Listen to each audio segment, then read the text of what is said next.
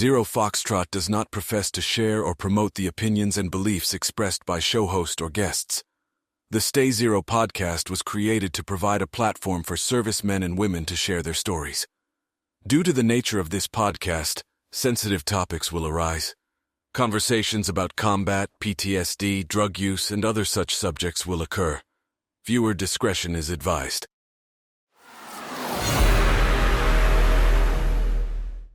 Welcome back to the Stay Zero podcast. If you don't mind, if you haven't liked and subscribed, please follow the show. And if you know somebody who would enjoy it, share it with them.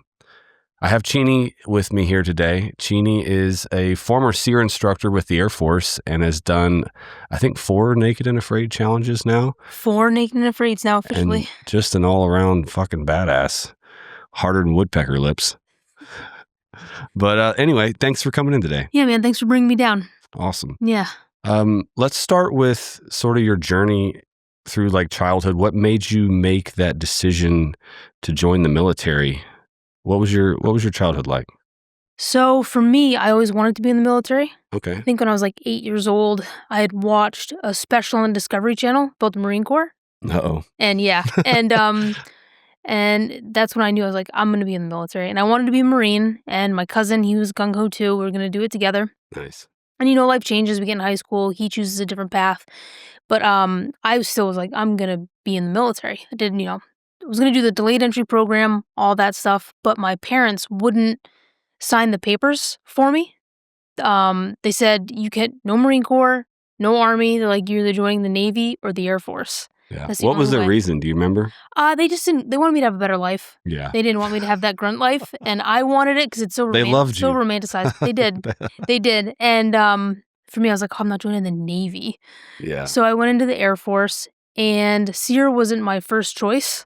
I actually had a fighter jet mechanic. Okay. And I didn't want that job because everybody that I've met that's retired from the Air Force, like everybody was a mechanic. Yeah. I was like, I just want to be just another mechanic. So I asked my recruiter if there was anything cooler, a little more high speed that I could do. Because, I want to be a Marine. I had all these ideas of like being a sniper and being a tank operator in the Army and all that stuff. But all those jobs are close to women. Yeah. So I was like, what can I do that's cool that women are allowed to do? And my recruiter told me about SERE. And gave me the whole spiel. We did all the physical fitness tests. I trained for it, all that. And my parents signed the papers. And 16 years old, I did the DEP program. Nice. Yeah, because I was like, I'm going to do 20. And you're going to do the full I was career? going to do the full 20. That's what I wanted to do. Yeah, I only made it 8 years, but... That's hardcore. Yeah. I wanted to do SERE, and it didn't work out. I ended up having to attend Mojave Viper, which was a fucking joke. It was mandatory, like, either battalion or regimental training before any deployment. And so they pulled me out of SERE to attend Mojave Viper. And when I got there, they're like, who are you? I was like, we're the sniper platoon. And like, oh yeah, we're going to use y'all for aggressors this week. I'm like, you motherfuckers. So I never got to do SERE. I think Naked and Afraid was like my attempt to regain that experience. Yeah. I mean, it's difficult. They're both difficult. Yeah, for sure. So tell me about, what were you expecting when you signed up for that? And then what was it actually like? So, I mean, I knew I was going to be an instructor. I thought there was going to be a lot more. We were in the field a lot, but I thought it was going to be a lot more field training than it was. And so the instructor training? Yeah. I mean, there's a lot of on-base training that I did. What base were you at? Fairchild. Where's that? Spokane, Washington. Okay. So I was there it's cold, yeah. I was there for like 4 years, and then I went down to Hurlburt Field in Florida, and I worked with the 1st Special Operations Squadron there, and then I got out and Palace Chased and went active guard for the last year and a half of my 8-year enlistment. That seems like 2 opposite ends of the torture spectrum. Like you mean cold versus Florida? Oh, Florida was being miserable. The bugs. Which one was worse? I mean, I grew up in the north, different? So I prefer the cold. Florida's just, I mean, from like late March, April-ish to like October, it's so hot. Yeah. And like I hate air conditioning, but like you had to use it. Yeah. And it's flat, and I mean everything there is like, I remember I lived in the Panhandle, so everything was like horizontal. Yeah. So if I wanted to get anywhere, I had to take like I-10 or another state route. And I mean, so many people from like Ohio and the Midwest would come down there for vacation. So the summertime was just mobbed. So it's like you couldn't really do anything. Yeah. And there was just a drinking culture. Oh, okay. So I didn't last there long, like 2 years, 2.5 maybe. Yeah. What was when you started that training, like what were the more challenging aspects of it? What did they really use to, because I mean, SERE is preparing people for if they're captured or if they're having to run from, the enemy and not get captured. Talk to me about, I guess, the mission of SERE training, and then I guess what that was like to try and teach or convey to your students. Yeah, so for us, we're a global superpower. So we have to train our students how to survive in every biome on the planet because, year by year, you never know where we're going to end up, where we're going to send people. So, I mean, tropics, we just fuck with desert, we right? do. I know, we have so many fingers in the pie. And it's like, I can't control that, but I can at least keep our guys safe. Yeah. So for my job, it was, how can I help these guys maintain their lives? And, no matter what the circumstance. And so I had to go through all that training myself, and I had to do that like times 10. So when we take our students out, they're in the field for 5 days. But for me, when I go through training, I'm in the field for 5 months. Holy shit. I'm spending a lot of time in each biome. So, the temperate environment, you're spending all in all, at least a month's worth of your training there. And then we do like a week in a tropical environment, a week in a desert environment, a week up in Alaska for Arctic. Every biome we spent at least a week there, maybe more. What were some of the nuances in each biome that you had to learn to survive in it? Everything is kind of the same for the most part. So we teach principles for everything because there's no like right or wrong way necessarily to do stuff. I mean, there is and there isn't. But so like in the desert, you just prioritize your needs differently. So you need water and you need shelter. In more of a colder environment, you need shelter and fire. So we just kind of looked at, each biome and like, my thing is like, what's going to kill you first? And how do you get out of here? So that's how we prioritized our needs. So, is water more important? Is fire more important? Shelter more important? And then how do I signal to get out of here? Because we don't want you there for a long time. Yeah. Honestly, signaling and recovery is like the top priority because you don't have to just go foraging plants and try to build a shelter if we can get you out of there within 24 hours. Yeah, for sure. It's also pretty dangerous too, right? Like signaling in a combat zone. How do you tell the people you want to know that you're there versus the people that you don't want to know that you're there? Yeah, that was always tricky. Everything we did was combat and non-combat. Okay. So, I mean, with all the combat stuff, it was very, small signals, things that you can't see with the naked eye, that kind of stuff. Okay. Yeah. Nice. What were some of the torture techniques that you guys were using? What would you like if you like? All right, now we're gonna fuck with these guys. Yeah, that's like my favorite. Go-to? That's my favorite thing about SERE is the student aid society where you guys create these stories. To share with each other. I love it. The student rumor mill is. I always got a kick out of it because there were things that they would make up and tell each other. Oh, okay. We know what students say and don't say, and I'm like, we never did that. No, man. I I used to hear about getting stuck in boxes and like kids crying and like keeping like on like a playlist things on repeat. Mess with your mind. Oh, for sure. Oh yeah, because the human mind is so easy to manipulate. Yeah. Yeah, I mean we see it every day. So y'all didn't do anything like that? I can't confirm nor deny. Yeah.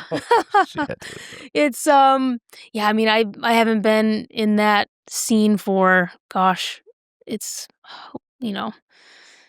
13 years now at this point. Things have probably changed. I don't know. Yeah. Anything to do with resistance training is classified. Yeah. Okay. All right. I'll just let your imaginations run wild. It's more fun that way. Were there any really funny events or stories or things that happened that really stood out for you? Some of the funny ones, I mean, it was mostly self-inflicted kind of stuff. Like when I was a new trainee, you make mistakes. And, I mean, there was this one time I was a new instructor and I was on the bus with the students going up to the woods and the bus was supposed to stop at a certain mile marker. Mile marker 7 3/4. And I wasn't paying attention. We drove right by it. And by the time I realized I made a mistake, we were at mile like 12. Oh, shit. So we had to turn the bus around in the woods. We found a good pull-off. As we're turning around, the bus gets stuck. So I have to radio in and let people know that we're stuck. So I wasted like an hour and a half of everybody's time that night. And my punishment was I had to build a 7 3/4 foot fire. So they tied a piece of 550 cord up 7 3/4 feet high. Oh, okay. And I had to build a fire in 7 3/4 minutes to burn the paracord. Oh, nice. And if I didn't do it, I had to put my fire out and start again. And I think it took me like 4 attempts. Wow. And there was no rules. I could do whatever I wanted, but it had to be that big in that amount of time. That's tough. Yeah. That's a lot of wood. That's a lot of wood. And I'm trying to remember, like, as far as students go, I mean, students do funny things. They're out of their element. They're exhausted. They don't drink enough water. Who seemed to struggle the most for SERE? Eagle Scouts. Eagle Scouts. Eagle Scouts and Boy Scouts. Just an age thing, or maturity, or what do you think? No, I think it was more of a I already know this thing. Oh. So, you can't learn what you think you already know. Oh, yeah. So they would do it their way, which I'm not saying the Boy Scout way is the wrong way, but the way that we teach in SERE, we teach it that way for a reason. Sure. And so they'd be trying to do things their way instead of how I showed them, and they wouldn't get it. Their fire wouldn't light, or, something would happen, and I'm like, maybe you should try the way that I showed you.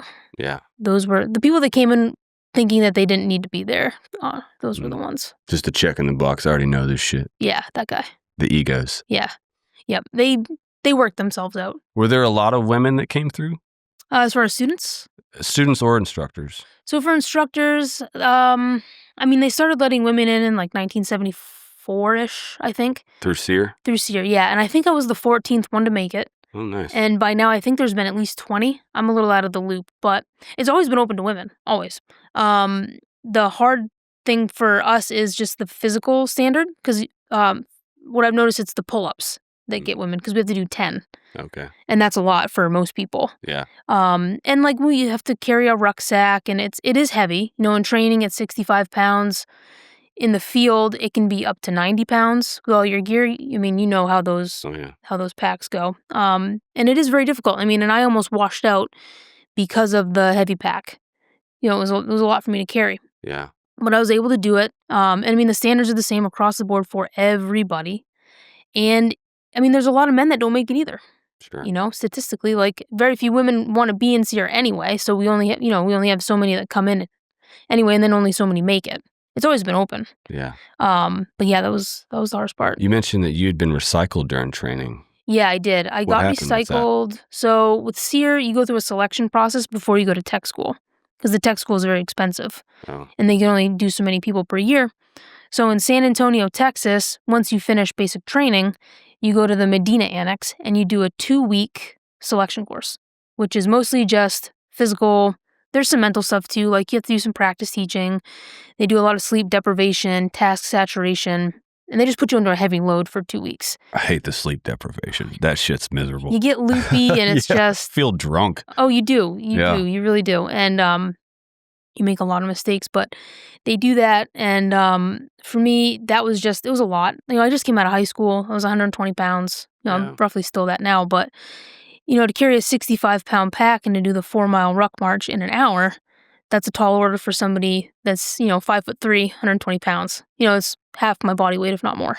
Yeah. It is more. And, I missed it by minutes. I was like 4 minutes over or something stupid. Yeah. And, I was like shuffling. I was really moving because we weren't allowed to run. You had to have like a foot on the ground at all times. So, interesting. Well, why was that a rule? I think it was just an Air Force safety thing. Okay. Yeah. So I got washed back, and I had to do the whole thing over again. But I ended up passing the ruck march the next time. What was that feeling? It sucked. Failure always sucks. Did you feel like you failed? No, because I really did give it everything that I had. Yeah. And it was by minutes. It wasn't like it was like 20 minutes. Yeah.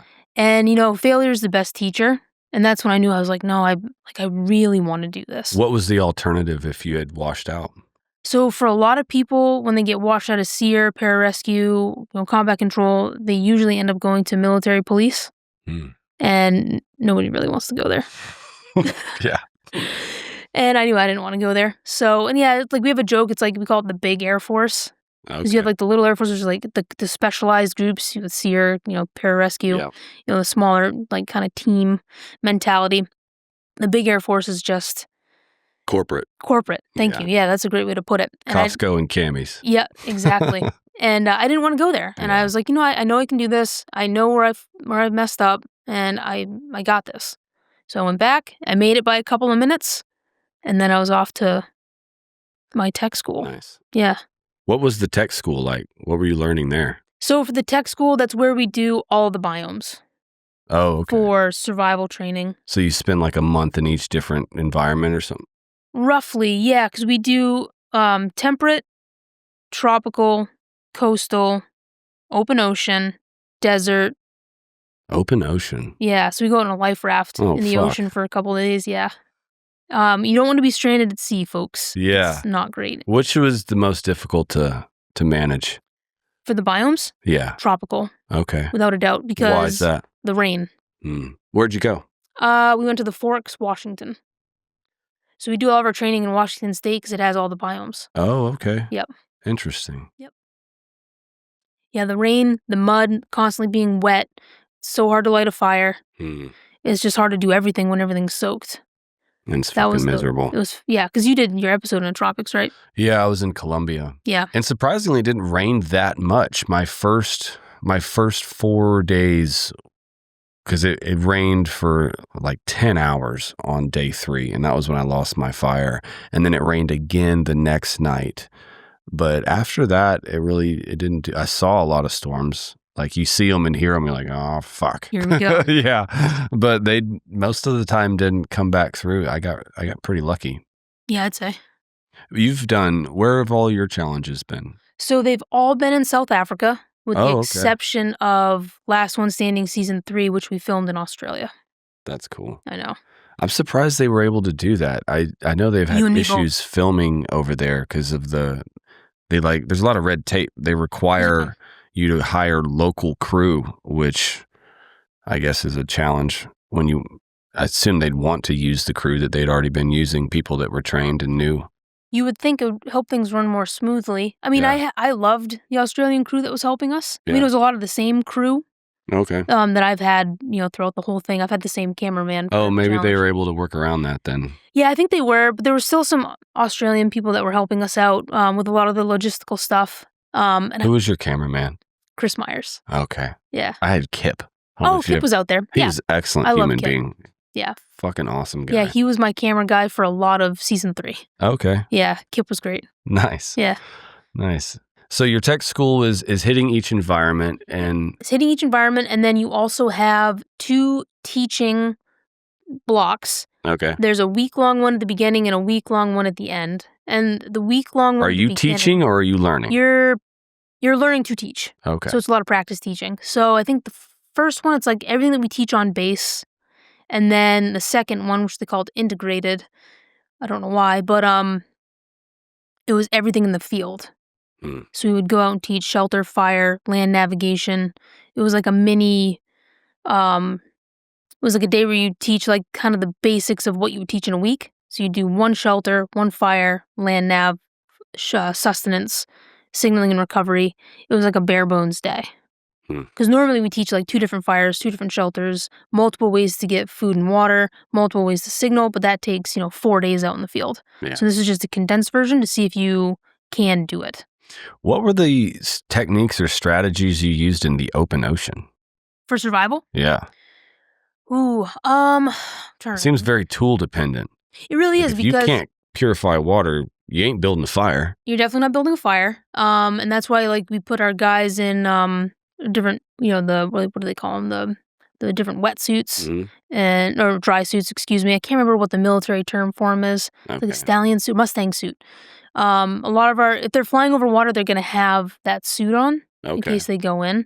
But you're sitting in a life raft. You got to try to keep the water out of the raft so you don't get sores on your body. And you have your survival kit, which has, a really dense food bars in it. It's got desalination tablets. It's got signaling devices. Desalination. So is that something you could drop in a cup of ocean water and then drink it? Yeah, so it's a bag, kind of like the MRE bag that you heat your food up in. You put water in that and some sort of chemical process that removes the salt from the... And there's also packets of water in there. Yeah. But it's not a lot. How many days would you be on that raft?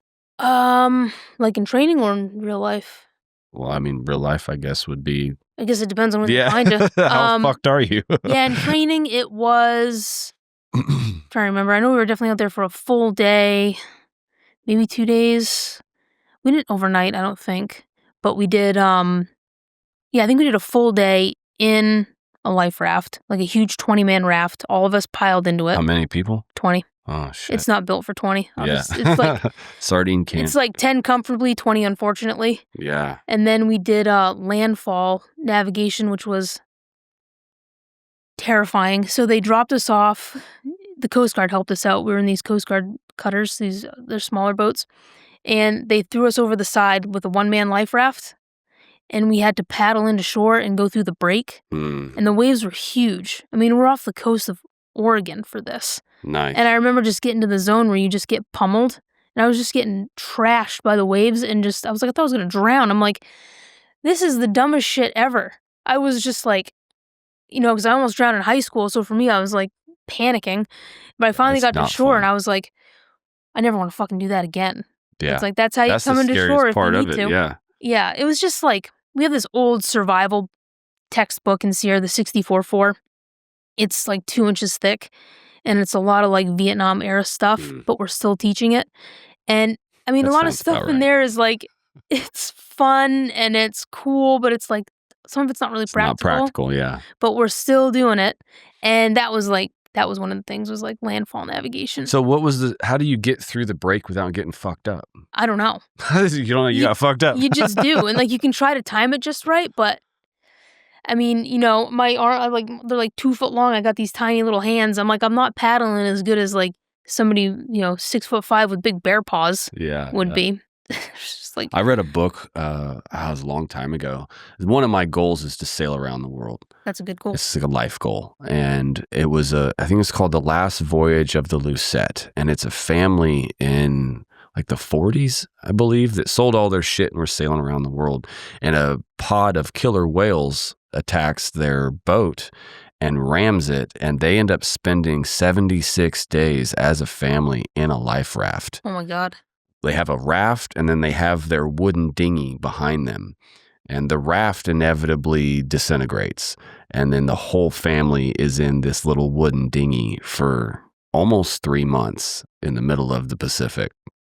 And like you said, just trying to keep water out of the raft, you get sores and boils all over your body because you're soaking wet, you're covered in salt water. The raft rubs you constantly, and you can't do anything. You don't have any supplies other than what you have. There's no resource. No, there's none. It's essentially the desert. Yeah, it is. I mean, because you can't drink the water. You're screwed. You can't really do anything but just wait and have hope and just try to be as smart as you possibly can. Yeah. I mean, it's just like, that's the one situation where you're like, life ain't fair. The thing that ended up really saving them was over time, barnacles formed on the bottom of the raft and boat, and fish would come and eat them off. And they were able to either spear or grab the fish, or pull a sea turtle. Sea turtles would come and check them out, and they would grab them and pull them into the boat and drink the blood and eat the eggs. And, oh, wow. Yeah, fucking hardcore. That is hardcore. That's one thing we always told our students in open ocean, like survival. We're like, don't drink your urine and don't drink blood. Really? Yeah, because it dehydrates you. Oh. But I mean, so that's the thing with survival. Like, there's outliers. Right. They say you can only go like 3 days without water. I've read stories of people that went like 6 or 7 days. Right. It depends on the environment. Yeah. Right. How hard are you working? As we all know, those people on Naked and Afraid that laid there. Yes. Like, the wallflowers. Good job. You managed to exist for 3 weeks without fucking doing anything. I know. And that's why sometimes it's so painful to watch. That shit killed me. It kills me. It killed me. It's like, you got one chance, maybe, unless you get multiple, episodes. If you're just laying there, you ain't gonna get multiple episodes. Yeah, what are you doing? You're here to that. If that's a win for you, okay. Yeah, I feel like people don't know what they're getting themselves into when they sign up for that show. It's true. I think there is definitely an aspect of wanting to be on TV. Yep. And a lot of pursuit in that. And I mean, it's a hard thing to deny. You can make money if you can grow a following and you can have, some sort of an influence and get sponsors and do things like that, but it seems to taint the water of the spirit of that challenge. I didn't like it. Yeah, I'm with you. Okay. I'm with you 100%. Yeah. Yeah. Well, I don't want to move on to that just yet, but I do want to discuss your experiences with that. Yeah. What else would you like to share about your military experience? Like I said, I was planning to do 20, only did 8. What made you get out? As things change. You learn how it really is. How was it? I had a blast. Okay. I wouldn't trade for anything. I had so much fun. I mean, it sounds like you were kind of in your element. I really was. I had a ton of fun, and I loved the opportunities that I got to travel the world, meet all kinds of people. Yeah. I got to fly in all kinds of airplanes. I got to go to jump school. I got to do a ton of cool stuff. That is cool. It's like the best memories I'll ever have. And I have zero debt. I have free college. I have free healthcare. Like I'm good. It's like it was the best decision I ever made. And I didn't do it so I could get all this, college and stuff when I got out. I did it because I love America. But it was the best decision I ever made. And I just look at these kids nowadays that don't have any direction. And I'm like, don't go to college because somebody told you to be an engineer. If you don't want to be that, don't be that. Yeah, you're gonna end up with debt and not being an engineer. Exactly. Yeah. I tell people, I'm like, go into the military. You don't have to do a combat specific job. You don't have to go into combat. You don't have to go get, messed up overseas. You can have, you could be a mechanic. Yeah. You can drive a truck. You can work have a in pretty healthcare. ordinary life. You can have an ordinary life in the military. It gets you out of your hometown, gets you somewhere new. It gets you meeting people. It gets you a guaranteed paycheck. It gives you discipline. It gives you so many good things. And you can do it for 4 years and get out if you don't like it. 4 years goes by really fast. And hey, now you can go to college for what you probably want to do now that you're older and you're not a teenager. Maybe you have You have some idea. life experience. Yeah, you have a better idea of what you want to do. I guess that's the one thing I want to share with folks is look into the military.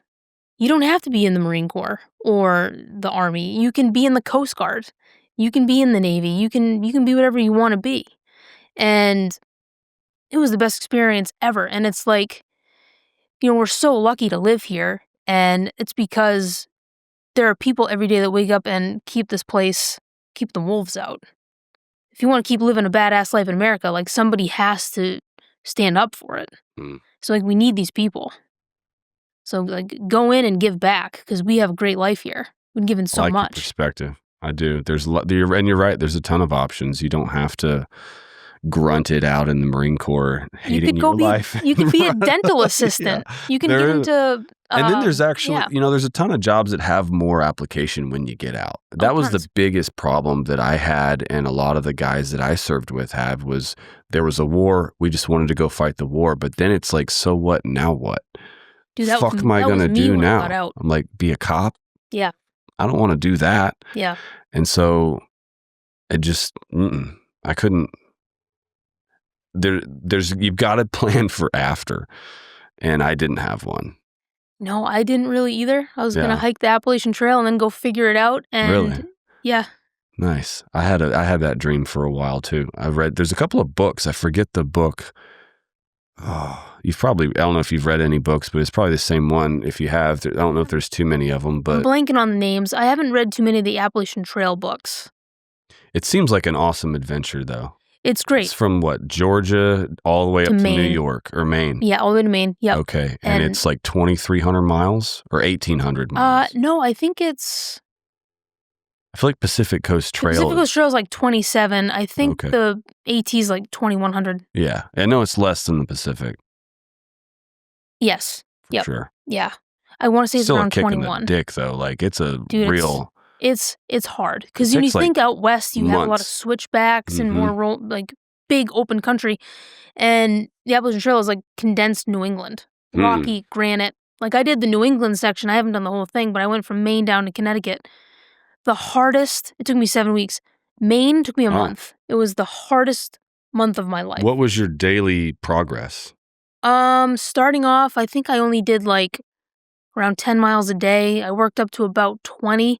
Phew. But it depended on the terrain because, I mean, Sure. Maine is just What time of year was it? I started in June. Okay. Yeah. So pretty nice. Pretty nice. Maine's nice in June. Yep. Pretty nice. Not a lot of bugs. Well, I guess. Were you by yourself? Yeah, I did it by myself. Gnarly. Yeah. That's cool. Yeah. It's better. I like it better doing it by myself because you can kind of set your own pace. Set your own pace. Like I did the Arizona Trail a couple years ago with a girl that I had met on the Appalachian Trail. Turned out to be a disaster. Really? Yeah, she was cool when I met her on the Appalachian Trail, and then we got out to the Arizona Trail, and she don't like the desert, huh? No, she was a great hiker, but she just like wanted to do it in a way that just wasn't fun. I mean, she wanted to start at 5 a.m., hike till 8 p.m. You know, she wanted to get to town and do things a certain way, and I was like, well, we can still go to town together and stay in the same place. Like, I can do things a different way. Yeah. And then we can just meet up at the hostel later. I was like, and I don't want to get up at 4:35 a.m. Yeah, don't make it suck. Yeah, I came in here to like relax. I'll get That's up what at, the like, Marine 6. Corps did. Yeah, They made everything suck. Yeah, I'm like, no, I came in here to like have a good time, and I'm like, I don't need to get up at 5 and hike till 8 to get miles. Yeah. I'm like, I can start walking at 7, and I want to be done by 5. That's a pretty good day. 10 hours of walking. Fuck yeah. I'm not here to like, kill myself. And so it was just like, it just got toxic. And Different mission. And she was just different. And I didn't know how to handle it. And then eventually just got to a point where I was like, hey, I think we need to just kind of go our separate ways here. Was she okay with that? Yeah. And it was weird. She kind of like stalked me on the trail after, because I knew I was faster than her. So I just like hiked faster than her. I'd get to a town and like hide, take a 0 day, just kind of wait her out, try to figure out where she was. And then I would ask other hikers like, hey, have you seen this girl? This girl looks like this. And they're like, oh yeah, she was like way back there. I'm like, sweet, beat her. And then I ended up getting off the trail anyway and going to like Moab to hang out with my friends. Nice. So yeah, I don't know where she is now, but yeah, whatever. Sucks. Best of luck to her. But yeah, lesson learned. Anyway, long story short, yeah, I like to do things by myself. Okay. Yeah. You've done a Naked and Afraid by yourself though, right? You did a solo? I did a solo. Oh, when did I do that? It was like 3 years ago now at this point, maybe. Was that your favorite one, or? It's hard to pick a favorite. Was that the only one that you ended up by yourself, or have there been others? That was the only one. You've been with a team every other time. I've been with the team every time. Okay. So. Okay. How did that one differ? It was nice that I didn't have to like share my food, and I could kind of do things how I wanted to do them, but you have to do everything yourself. So it's like gathering firewood is, the biggest pain in the ass. Boiling water, big pain in the ass. And I had to do everything. I had to like really time my day. Oh yeah. Yeah. It was nice that I didn't have to share, but I'm like, I have to do, like, there was no sharing the load. And the place that it was wintertime there. So the nights were longer than the days. So like the film crew would leave, around sunset, and then I'd be by myself for like 14 hours. And it was cold. And I'm just laying there like, there ain't shit to do. I got 14 hours of just laying here. Yeah, that sucks. Yeah. I've often, people have asked me the similar thing. My partner left on the morning of day 4. And there was an aspect, I wanted to challenge myself. I wanted to see what I was able to do, just me. And so that part of it, I was grateful. Like, okay, I'm going to get to see what I can do. But 99% is still lighter than 100, right? Like, if she had just tended the fire, that would have been an enormous load off. But managing the fire and doing the you really have to structure your fucking day and then solve the little problems throughout all of that. And really the jungle, it was fire. It took me like 10 days to figure out the one type of wood that the ants hadn't eaten that I could burn so I could leave my camp. Otherwise, I was just shackled to constantly feeding the fire. What were some of the challenges that you found, and how did you solve them? Like, those were the little wins that felt good, right? Like, I figured that out. Yeah. Did you have moments like that? In the solo? In any of them? Oh, yeah. Because, for me, it was my first time really being out somewhere for a long period of time with, nothing. Mhm. And I'm like, man, I really got to improvise. So like my first challenge when I did the trot line for the catfish, Yeah. because I'm like, I got to figure out a way to leave this out here because I'm not going to sit here all day trying to catch these fish. I'm It's pretty sure total they're work smarter than more not active harder. at night. Yeah. And Yeah. I'm like, and it's mud. Like it's knee deep mud. And my bait's just going into the mud. I'm like, I don't know. I got to figure something out. And then it just came to me. I was like, I'm just going to do this. I've never done it before. I've kind of maybe seen it in books here and there, but like I'm from the north, we don't trot line fish. Okay. I think it's more of a southern thing. Yeah. We're lazy.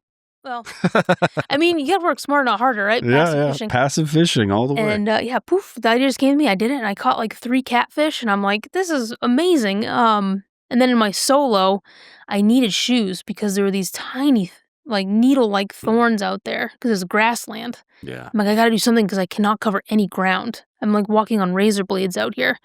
And luckily it was so cold, I had these animal skins that they gave me. And I had my fishing line. And I'm like, I've never made moccasins. Ever. I've never made shoes. I'm like, I gotta figure this out.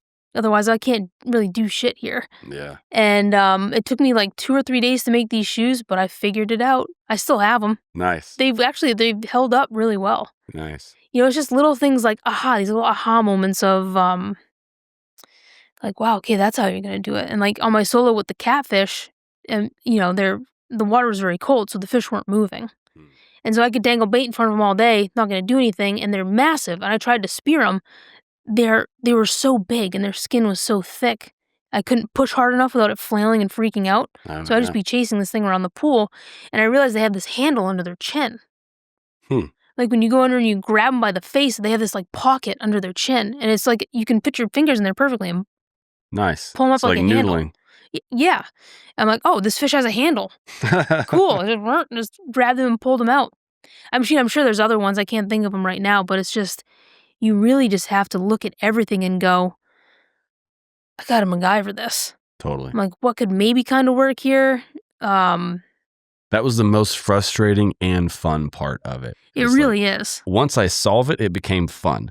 Yeah. But everything up until that was just frustrating. I know, it's so great. It's just What were some of the harder losses you took? Oh man, whenever I dropped a fish. Yeah. Oh God, it was the worst. She's like, oh, I'm going to eat today. Boop, there it goes. Fuck, I'm not going to eat today.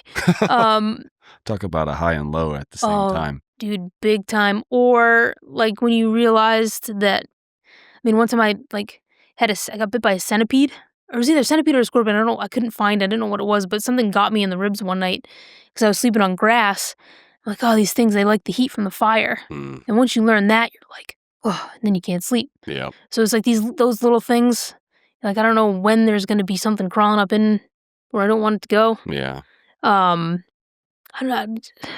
I can't think of a really lot off the top of my head. What did you do to prepare for them? Did you train for it, or did you just like, I'm going to pretend like I fell off of a bus or had a plane crash and it just hit me? I know that's what Oz liked. He didn't prepare at all. No. Not a bit. I'm the opposite. I want to be. I did the same. Yeah. I'm walking barefoot. I'm getting fat. I'm putting on muscle. I'm doing like the hardest shit I possibly can. Cold plunges, sauna, really, making my life miserable for myself, which I like to do that kind of stuff anyway. Yeah. Which I'm sure we'll get into later on. But, and then, I'm practicing, especially with Last One Standing. Like, I've done friction fire before, but not a ton. Yeah. Not recently. Right. And like, I know there's going to be, bows and arrows for us to use. I'm not a bow hunter, but, I want to be able to hit whatever target to win whatever challenge or, shoot an animal of some sort so I can eat.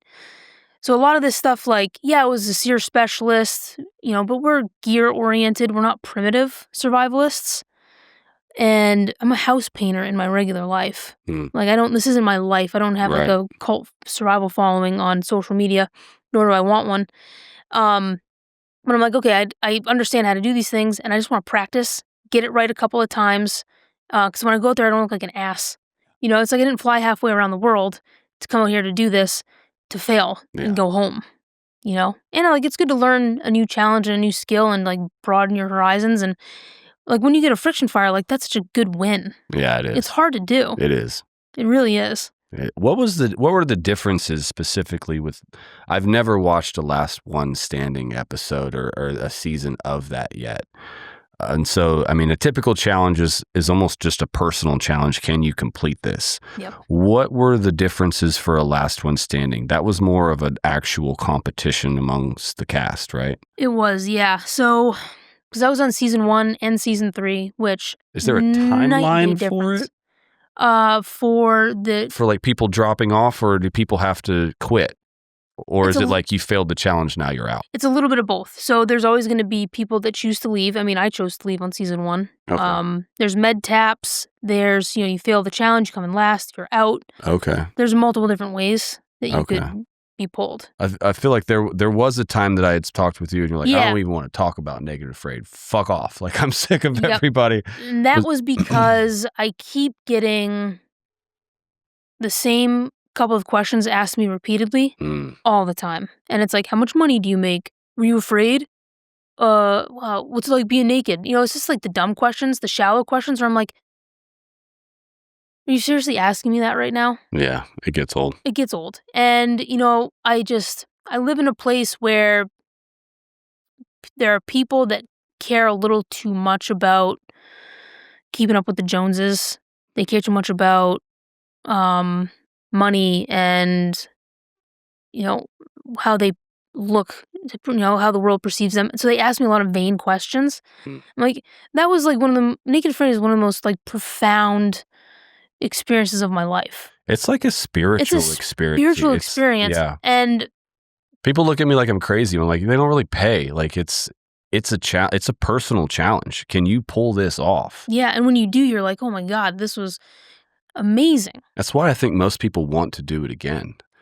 And that's why I keep going back, because I'm like, I don't give a shit about being on TV. Yeah. I don't give a shit about trying to get anything from anybody out of this. I don't want the fame. I don't want any of this like crap that comes with it. I want the feeling I get when I'm out there completely disconnected from everything, where I have to be 100% self-sufficient, where I have to figure it out, where I am away from just all the bullshit of everyday life, where I'm reconnecting. And I always feel like I sound like such a hippie when I say this, but I'm reconnecting with like something deep inside that has been forgotten, like this primal, we're going back like tens of thousands of years to like this Maybe past primitive piece inside of us that's like dormant. It's a muscle that we don't exercise anymore. Yeah. And you go out there and you just, I can't even like describe to people. I'm like, you have to experience it. It's like, it makes me want to cry just thinking about like how good I feel out there being just connected to life. Mm-hmm. And I come back and I'm like, I can't believe we live like this. I can't believe it just blows my mind. Yeah, when I came back, it felt like I had come home from a deployment. Like, the stimulation overload was just off the fucking charts. And they don't prepare you for that. Not a bit. Nope. Not a bit. I came out of the jungle on Wednesday. I had one day in the resort where they checked my vitals. Yep. I mean, like, literally blood pressure, glucose. I don't even know if they did glucose. They're like, how Depends do on you the feel? medic. Yeah. And I was like, I feel okay. They're like, all right, well, if have any issues, go to the hospital, send us a bill. Yep. You're flying home tomorrow. Yep. I was like, yeah, same hot thing. damn. Okay. Yep. Did your ankles swell really bad? No, I didn't. I got super lucky. I never got sick. My feet fucking killed me for like 3 months. Like, they just hurt an enormous amount. And like, laying in bed, they would just throb at night. And that lasted like 3 months. I also had a really difficult time controlling my consumption. Like, I didn't know when I was full. Yeah. And I would almost eat myself sick. Dude, I still do that. Really? Yeah. Well, I don't eat myself sick, but it's like, I'm always like, is there going to be food? Am I going to run out? Like, is this enough? I need more. Yeah. I feel like I learned that I actually can do a lot more with less, though. I definitely learned that when I travel. Like, if I miss a meal, I'm like, I'll be fine. Yeah. I was like, I went 6 days without food. What's right. What's the afternoon? And then even before it, I'd be like, oh, I have to eat 3 meals a day, Yeah. It's like, I no, feel like you shit don't. when I eat 3 meals No, a day. don't. Like, yeah, I feel bloated and like Yeah. shit. Yeah. Oh, yeah. That was a really awesome. What other things have you noticed from doing that and then coming back? What effects has it had on your life? What have you changed because of your experiences? I definitely try to be more self-sufficient when it comes to procuring my own food. Hmm. So I've gotten way more into hunting, and I try to buy like all my meat local. Like this year I shot a deer. I'm getting ready for turkey season. I bought some male milking goats from a friend of mine. Do you milk those male goats? No, they're pretty much useless. Okay. So the farmers, Takes a bit to get them going, but once you do, yeah, farmers don't, a lot of times like they don't want the males. yeah. You know, so it's like, so I got these But you 3 could goats. breed with them, right? Or like breed them if Yeah, you you got can some breed them. girls. Or Yep, but they just get overrun. So she had more males than she needed. So I went over use there. them to mow your lawn. Then Oh, I should. I hate mowing the grass. there you go. Yeah. But yeah, no, I got them, and I killed them all myself. Oh, okay. I brought them So home. you harvest them. Yeah, I did it all myself. Yeah, I brought 'em, and I used every last What bit. was your technique? Because I have some goats. I want to breed them first so I can replace them. But God, they piss me off like every week. I'm like, oh, I'm going to eat you fucking Yeah. bitches. How did you go about the harvesting process for your goats? Did you just shoot them or? Yeah, so I used a 22 Okay. right in the back of the head. So we basically just we tied them to a fence so they couldn't move, put some grass down for them to distract them, and then, yeah, once they just stood still long enough, I just popped them in the back of the head, the base of the Okay. skull. That worked pretty good. Just It worked. drop. It worked great. Yeah, they because I use these silent rounds because of the neighbors and stuff, and it was so quiet, and the goat just like stood there after I shot it, and I was like, did it misfire? But it was like, and then it just dropped. Wow. So you do that, and then you cut the throat, you bleed them out, Yeah.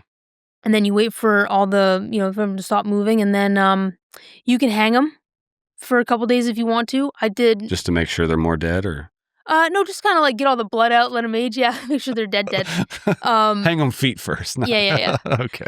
I just gave them like 24 hours, and then I would skin them, and then I would just cut them into primal cuts, and I'd cut them up into. What breed of goat was it? I think it's some sort of Nigerian dwarf. Oh, okay. Something. Yeah. I've got the boar. They're like the big white and Oh, nice. reddish brown. They're supposed to be really good for meat. They're big and like a sweeter meat, but Yeah. because sometimes goats can get pretty musky.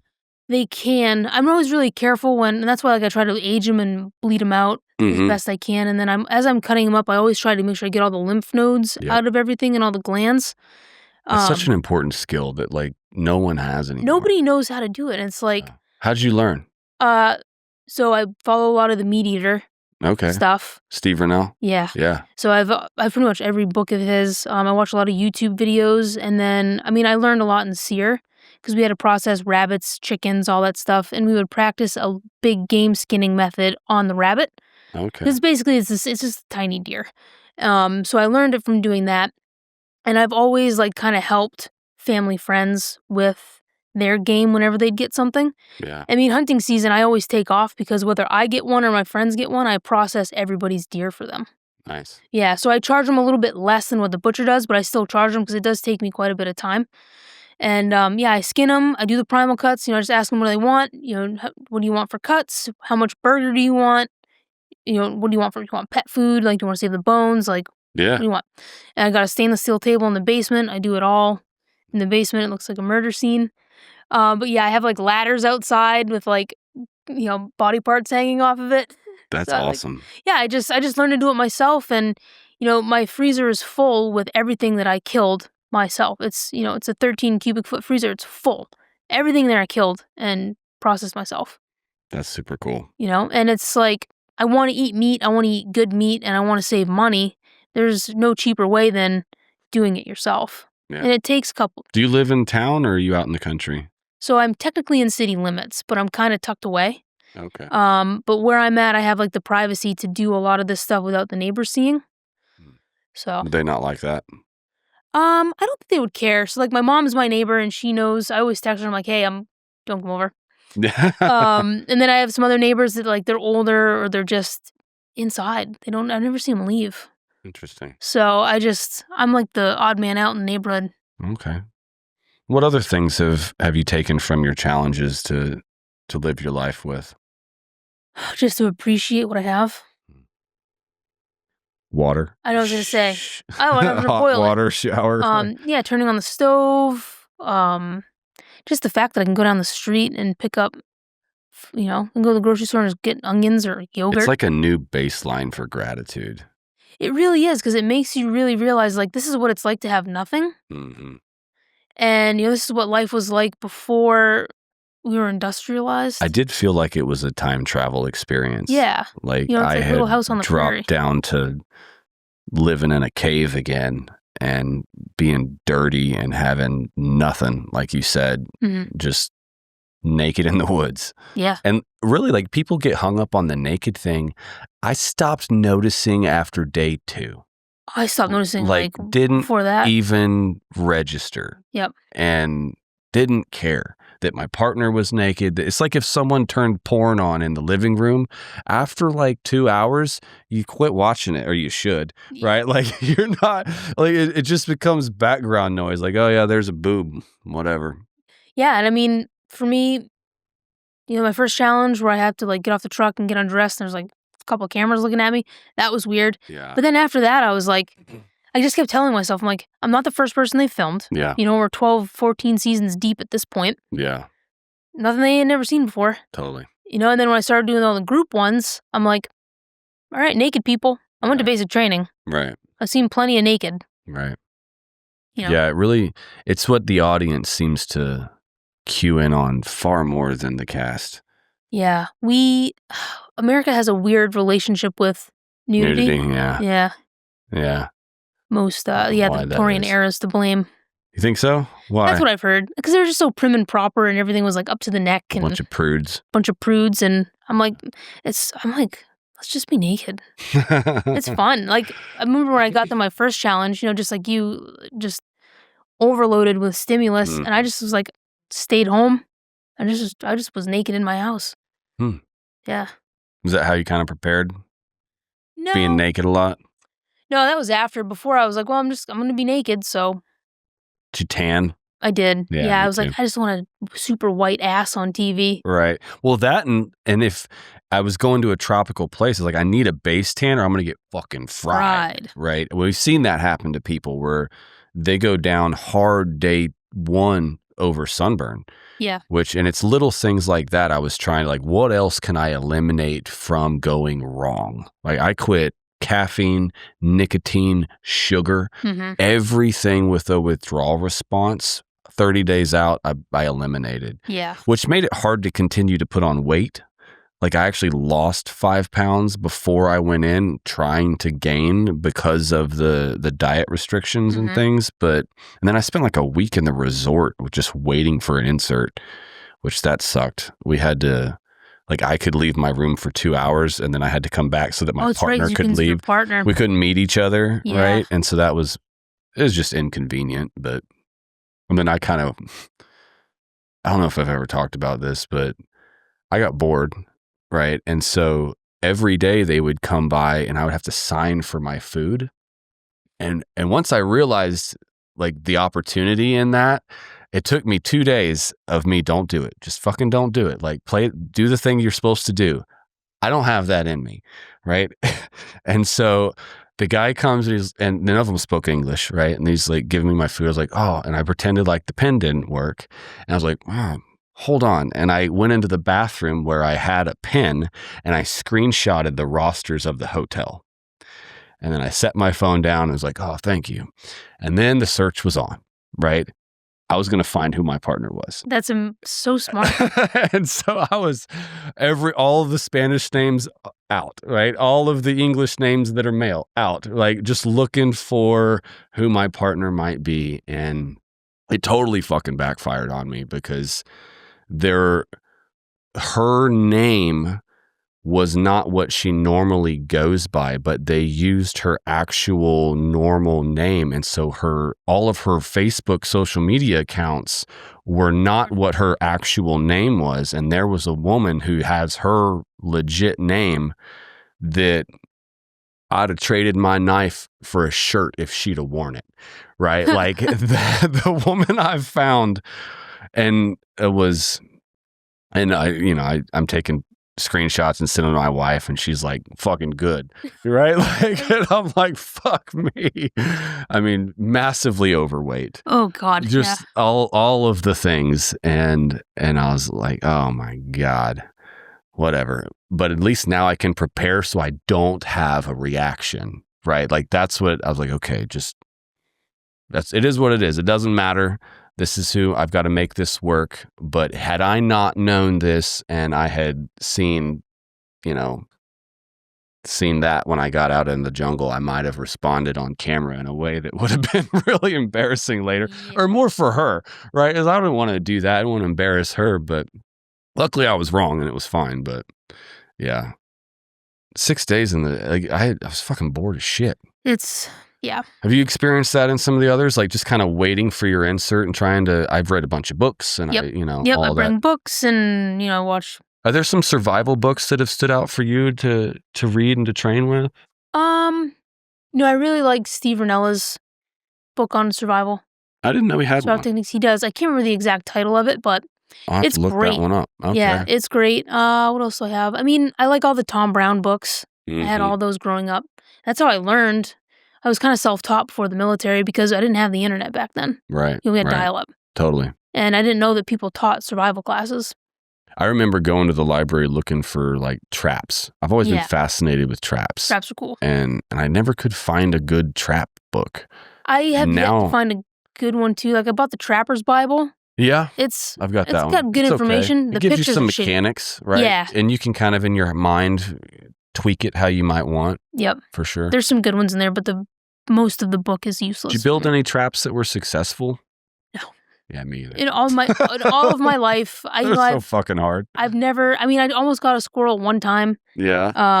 Because I have squirrels getting my bird feeders and all that stuff. So I did a squirrel pull to try to get them, and I watched the squirrel go into the loop, get it around its neck, and it struggled enough and it got out, and then it never went back on the squirrel pull. They're a lot smarter than we give them credit for, but no, I have not, and I know a lot of people that haven't either. Yeah, I didn't have. I mean, he triggered it on mine, but it broke his legs, and he still ran off. And I never found something ate him. It wasn't me. Yeah, something got him. Yeah, the best luck I ever had trapping was in L.A. I was at a friend's house, and they had a dumpster on the other side of this big brick wall, and all of these fucking possums would run back and forth, and they'd drive the dogs crazy, and they'd go nuts. And like, what do we do with it? We can't shoot them, right? You're in the middle of LA. And I was like, trap them. And so I went to Hobby Lobby and got picture frame wire and formed a bunch of snares. Yeah. And I trapped about 8 possums and then threw them in a shopping cart and gave them to a bum. I don't know what he did. I don't know what he did with them. But he was happy to have them. Maybe he ate them. I don't know. Oh God, I just thought of that. So yeah, you haven't had any luck with it either. No, I haven't really. That's why I don't worry about setting traps for any animals. That's why I'm always like, I'm gonna get the fishing kit. Yeah, that would have been useful. That's always been my item. Stuff.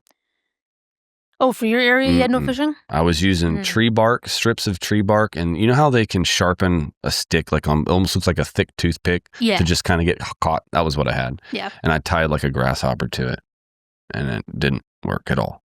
I mean, sometimes it can, but yeah, it's got to be just the right. Everything's just got to be right. Yeah. Yeah. Any other things that you've taken from your challenges that have affected your life since then? Just gratitude. Yeah, gratitude, simplicity, and I mean, now I know what it's like to have nothing. So if ever there's a major emergency / catastrophe, I'm like, I'm gonna be all right. What do you tell people that are open to it, or if they're going to do a challenge? I tell them, go in with an open mind and just prepare your body. Don't have any expectations and just be humble going into it. Because, I mean, you can't predict what's going to happen to you. It might rain the whole time. You might have no rain. You might be in a great location. You might be in a bad location. You just kind of have to take it as it comes. And, I mean, and just have your body ready. Be physically fit. Train your mind. If you have to have some sort of mantra or whatever to get you through something difficult, come up with something. Did you have one? I probably did.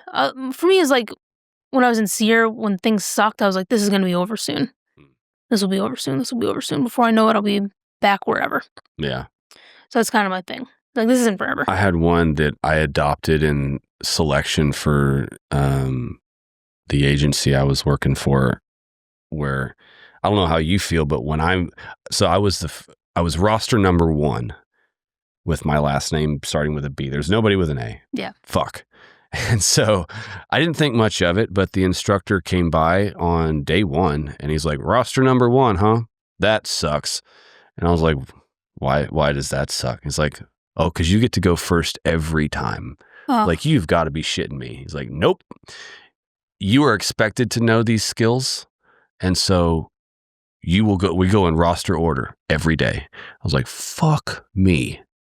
And that caused me a lot of anxiety. Yeah. And so a lot of these skills or these challenges that we would have to do, or, tasks, I was the first one to do it. And there is some game to like, okay, he did that, I'm going to do this, right? Like that didn't work so well for him because I hadn't done all these things before. Mm-hmm. It's like, this is what I need you to do. Go do it. You either do it or you don't. Like they don't give you the times for your shooting. They don't give you the standards. You just have to do it to the best of your ability, and you either meet the standard or you don't. And you're not allowed to know what it is. I kind of like that though.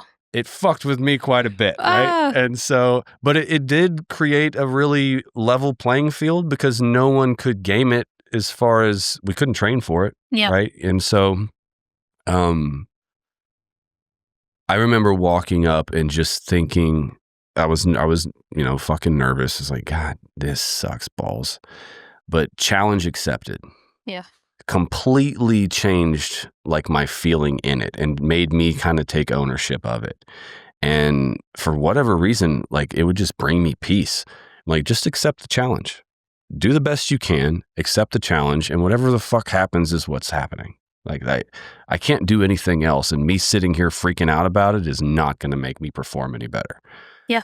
And that was what I carried with me, was just as it went on, just fucking accept the challenge and just do what you can. Yeah, because I mean, a lot of those things you can't control, but you can control yourself. Yeah. And try. Yeah. Your fate is your fate, and whatever happens, you have to accept it for what it is. Do you have any regrets from any of your challenges? Times when you were like, fuck, I wish I had done that different? I don't. Okay. Yeah, I really don't. Because everything that I did in the moment, well, I guess there was one thing.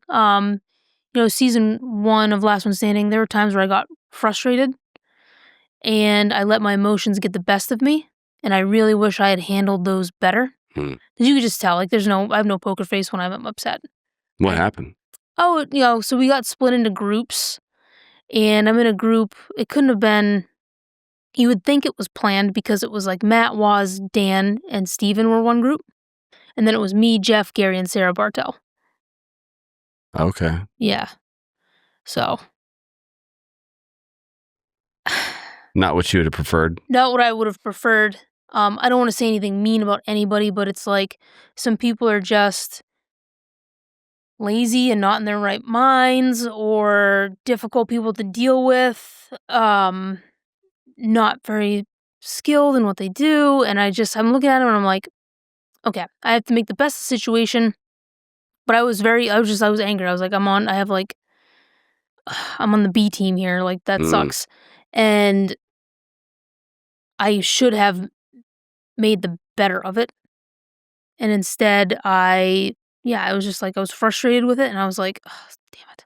And I let it get the best of me. And I know I'm watching season 1 and I'm looking at how I reacted in that moment, and I was embarrassed with the way that I was like, that's not who I am. Yeah. I was, you gotta think, I'm over 3 weeks into this thing. I haven't had any carbohydrates. I'm dying. And I'm probably not gonna be like emotionally stable, towards the end of this. Yeah. And I was like, I can do better, And then when season 3 came around, I was like, I can't go out like I did on season 1. I was like, and I don't care what other people think about me. I need to do it on like a personal level because I know that I'm better than that, and I need to go and be better than that. So I went out for season 3 and I was like, all my mistakes that I made in season 1, I'm not going to make those again. And I'm going to be who I really am, and I'm going to try to be, a good role model for any younger people watching this, and I know I can do better. Do you feel like you performed to that standard for 3? I do. Good. Yeah. Now I can walk away from Naked and Afraid going, this is how I want to be remembered. Close that chapter. Yeah. Nice. Because your reputation follows you for life. That's absolutely true. I feel like your reputation is one of the most important things that you'll ever own. And it really is. You know, at the end of the day, nobody really talks about like, oh yeah, that guy had a really nice whatever. Oh, that guy, you know, his beautiful house, had a lot of money. No, people be like, oh, that guy's a dick. Yeah. Or like, oh, that was the nicest person I ever met. You know, that's what I want to be. I want people to look back at me and be like, man, Cheeny was just, they don't make him like her. You know? And that old saying, you know, you can build 1,000 bridges, but suck one dick and you'll always be remembered as a cocksucker, right? Like, you could be nice to everybody and have that one day that you're just like, fuck you. And that's what they remember. That's what they remember. And, you know, and that was part of the reason why I wanted people to leave me the F alone about Naked and Afraid, because I would get so much hate mail. What? Yes. For what? For me being a bully. A bully? Yeah, I was like, oh, who did you bully? Apparently I bullied Jeff. You? Yeah, and I'm watching it and I'm like, you bullied Jeff. That was the perception. That was the perception. Yeah, that I was a bully, that I was a bitch, that I had no skills, I would, you know, that I didn't deserve to be there. Wow. That I ain't shit. Oh man, I'd get the nastiest, and it put me just in a bad place. And part of me's like, why am I letting these dipshits bring me down? I'm like, first of all, and I'd go and I'd look at their thing, it's some fat woman from Ohio. I'm like, shut the fuck up. I'll tell you, the fans are ruthless. It is. I've left all the groups. It's so toxic. I'm not on any of them. People try to invite me to them. I'm like, no, there's no fucking way. It's nasty as fuck. It's so toxic. I'm like, y'all need to go to therapy and figure your shit out. And then they harass the cast. And like I particularly, I think the XL from the Amazon with Amber. Oh, that one breaks my heart. Fuck around, dude. I am super good friends with Jen and Trish. Yeah. I mean, I was on season 3 with Trish. The fans were awful. They're awful. I love Trish. Yeah. I love her. She's amazing. I would hang out with her any day. She'd call me up. I would drive down to Jersey and go hang out with her. Jen Taylor, I've flown out to Wisconsin to hang out with her. Yeah. Jen is salt of the earth. Awesome. She's a badder bitch than I am. She seems like just a sweet person. She's the nicest, dude. And it's just, people have to understand, like, you can't believe everything you see on television. Right. You're getting 30 minutes from 10 thousands days, of hours right? of footage. Yeah. And I'm like, they need, drama gets eyeballs. It's just like the news. Bad news gets eyeballs. And that's why, like, I just don't even, I own a TV. I don't even know why I own a TV, but I don't watch it. And the Amazon's like the perfect example. I'm like, that is. It's toxic as fuck. Toxic as fuck. And it's like a complete 180 from what the truth is. Like, I know the truth about what happened out there. What happened? I can't say. I wish I could. I know the truth, man. And I talked with EJ about it a little bit. Oh, yeah. I'd be curious to hear his side of the story. EJ. But I'm just like, there's so much. I'm like, the fans, I'm like, you guys have no idea. You have no clue. No clue. And they're You pretty close with Amber? No, I'm not. I can't say that I am. I mean, we hung out on season 1. She's nice to me. I don't have a problem with her. Yeah. For me, I don't have for people, I'm like, as long as you're good to me, like, I don't choose sides. Sure. Like, you're good to me. You were bad to my friend, but I mean, I'm not going to, like, I don't know. I don't like to hold that kind of shit against people. I think that the cameras have a big impact. Yeah. Or they did in that situation.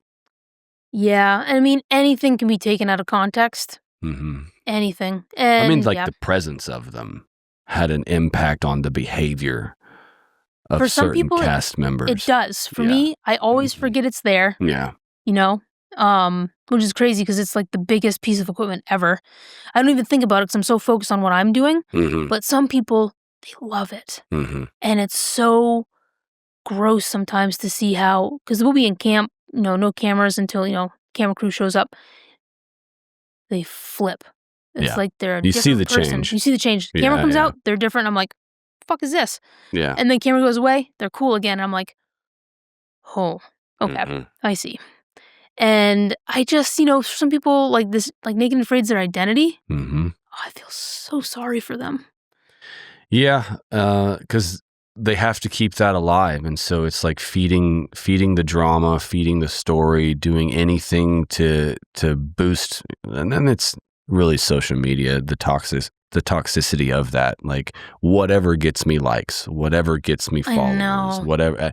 And there's no shame in it, right? We need to bring that shit back. And there's no, super nasty. It is. And you know what? Yeah, like, good for you for staying out of it. I try to stay out of it. Like, that's why I'm always changing my name. Really? Yeah. Okay. I change it. I always have an alias. Oh. Because I just want to be harder to find, which could screw me over if people want to get, like, sponsors or... Yeah, it was hard to find you on Facebook the last time. I was like, what the fuck is her? I know. And I was like, am I remembering her name wrong? Yeah, I know. I'm like, I don't want this to bite me in the butt. Because, like, I want to do more stuff with veterans. Yeah. You know, there's certain things that I do want to get out of this experience. You know, of life, yeah. You know, I want to. You know, I'm not saying I want like gear sponsors, but like, you know, my favorite footwear, Vivo Barefoot. I'd love to be a ambassador for Vivo. I'd love to get, you know, fucking Black Rifle coffee. You know, little dub shit like that. But a lot of the stuff, it's like I don't really want all the attention. Some perks would be cool, but it's not really why I went out there. Yeah. And I'm like, well, if I'm changing my name, am I really like losing out on more opportunities? Yeah, it's like changing your phone number. Like, fuck. I know. Then who might be reaching out to me that they can't reach out to now. me? Yeah. So I mean, it is what it is. But at least with Facebook, yeah, I got a different one. Instagram, I keep regular because that one's pretty easy to filter out crap. But yeah. Do you post a lot on there? Instagram or Facebook? What kind of is it? Do you have like a business that you post things for? Or? No, I don't. Okay. No, I mean, I made like a public Cheeny thing for the Naked and Afraid stuff. It's very minimal. I got like a couple things on there, very like information, you know, like here's how you do this, here's how you do that. But I'm not doing a video every day on like, hey, here's how you can purify water with a sock, or, you know, I'm not like doing shit like that. And then I've got my personal stuff is personal. You know, I've got pictures that go back 10 years. I'm like, that's for me. That's not for the public. Sure. Yeah. Oh. I've often felt that there is a market for a challenge like that outside. Because one of the things that killed me was I don't get any of the footage. I didn't even get a copy of my own episode. And so I had to pirate it off the internet so I could save a download of my own episode, right? Yeah, I had to do the same thing. Yeah. And so, but I wish that my kids could have seen a lot more than they did, right? It was a 40-minute episode about 21 days. And the first 20 minutes was me and my partner who left on day 4. Mm-hmm. And so 17 more days got 20 more minutes. Yeah. And it just fucking rips my soul apart of all the things that wouldn't have been shown or weren't shown, right? Mm. And so in my I won the lottery fantasy, I would buy enough land to facilitate an experience like that for people to come out. I'll put fucking GoPros in the trees. We'll have medics on standby, and you just have your experience, and you can have the footage when you're done. Do whatever the fuck you want with it. And you don't have to be naked. You can wear your underwear or whatever. Like, you're going to be exposed. It's going to be difficult, but I don't need your whisker biscuit in the mud, right? Like, you can just wear a bathing suit or something, but I feel like people, like, there's a market for that, and I would love to do that. And yeah, it's good for people to put it on have fucking that YouTube experience. or something, and you keep your own footage. You do it with your spouse, or do it with your friends, or I actually pitched to David Story, or maybe it was Rachel. Maybe it was Rachel. But they reached out and they're like, "Do you know anybody that would want to do this?" It's like, probably, right? Justin Governall was my buddy that ended up doing it. But everyone that I talked to, it was either hell yes or hell no. Right? Most hell no's. But when I circled back and said, what if it was with all the guys you served with? Every no turned into a yes. And so I pitched them back and was like, hey, I've got 3 buddies. One's in North Dakota, one's in California, and one's in Houston. They haven't seen each other in 15 years. The last time that they were together was Fallujah 06 or 07. Bring them back together, put them in the fucking jungle, and let them figure it out as a team again. It would be therapeutic as fuck for them. It would be a joy to watch as the audience. And I think it'd be a super special thing. That's a great idea. 2 military was what I got. Give me a fucking... I'm like, that what? would be a great idea. I mean... And I was like, you could run an Excel with every branch. You really could. Like, They get just a group need to of have people served together and bring them back. And I guarantee you would see fucking magic come out. You really would. Half of them have been divorced. Half of them, they're out of shape. Or like, life has happened since that service. Mm-hmm. And to give them that opportunity to reconnect would... That would be such a good idea. Oh. Like, just try it. I mean, they did Naked and Afraid of Love. Right. What a flop. Right. and yeah, I hit a pretty hard wall on that. I pitched them another one where the 2 casts didn't speak the same language. And Kip, they did use it, didn't they? Kip laughed at me and he's like, I'm in Africa doing that right now. And I was like, oh, okay, well, that's fucking cool. Because I was thinking in my mind, like I had spent so much time in Iraq and I was in Afghanistan at the time. I was like, this would be really interesting if we couldn't talk. Yeah. And I felt like it was a great idea. I didn't love the casting that they did on that one, but, you know, I thought the concept was certainly there. It was great, yeah. Yeah. That's a fun way to spice it up. For sure. Yeah. Because that's a language barrier. Like, yeah, it's huge. Fucking huge. And you could tell there's certain ways that they're getting it and then other times that they're totally not. And then you can hear what he thinks is happening, what she thinks is happening. It was pretty entertaining. Yeah, I should watch it. I saw bits and pieces, but I should watch the full thing just to see. It was funny. Do you have any ideas like that? Anything that, like, man, I don't know why they don't do this? Something that would tweak it or make it better? No, I haven't put too much thought into it. Yeah. Yeah. Yeah. I wish they'd bring back Dual Survivor. Yeah, Dave Canterbury got in some shit. Did he? For lying about his resume. Okay, that'll do it. Yeah. Yeah. Discovery found out he either didn't really go to Ranger school or didn't really go to sniper school. He wasn't honest about it though. He had to put out a big apology and that fucked it, right? And so then they had to recast it. And I don't think it ever quite took off when they had to recast. I don't know. Because I know EJ and Jeff did a season or maybe even 2. How do you like working with Jeff? Honestly, I don't mind the guy. Okay. Yeah, like there's this big like perception of like I hate him. And oh, really? And I don't. Oh. I don't have a problem with him. Like, is he loud? Yes. He's really loud. I know a lot of loud people. You just kind of block him out. Yeah. And that's why like you didn't see too much of me and Jeff interaction on there because I just try to avoid him. I was like, he's just loud. I didn't come except when you were bullying him. When I was bullying him, yeah. No, I don't have a problem with the guy. Like, you know, I hung out with him before we started. You know, because like you kind of see each other here and there before you start filming because like there's all this shit you got to do with the medics and all that stuff. And you know, I liked him. I was like, oh, whatever. Like, this is Jeff. This is the guy I've seen on TV a million times, always yelling and screaming. Pretty much the same. Yeah, he's pretty much the same. I didn't have a problem with him. I liked him. And then, yeah, we got out there. I was just like, it just got annoying. You know, it's like, you're stealing all your shit. Yeah, I got it. Yeah. Thanks for hoarding everything. Which, I mean, whatever. That was the rule of the game. You were allowed to do that. And he did it. And I was like, well, whatever, man. Fucking good on you. And it's just, I don't know. I just like get annoyed with people and like you're exhausted and you have low blood sugar and you're just like, it rains on you every night and you're like, the last thing I want to deal with is you right now. Yeah, it seemed like he really took on the strategy of creating drama for whatever reason. I mean, there's certainly suspicions of that's what people are going to watch. So that's what gets the most camera time. So the more drama you can create, the more scenes that you're in, the more people are seeing you, the more followers you get, the more episodes that you get offered. Yeah, I mean, and good on him for doing that. It's been successful for him, right? Because he's been on multiple. He's been on multiple TV shows. He's making good money doing all that stuff. And yeah, he sell himself out in a way, kind of. Yeah. You know, he's like, oh, I'm going to be the loudest, most annoying person out here and push buttons so I can get on TV. And I'm like, if that's what you want to do.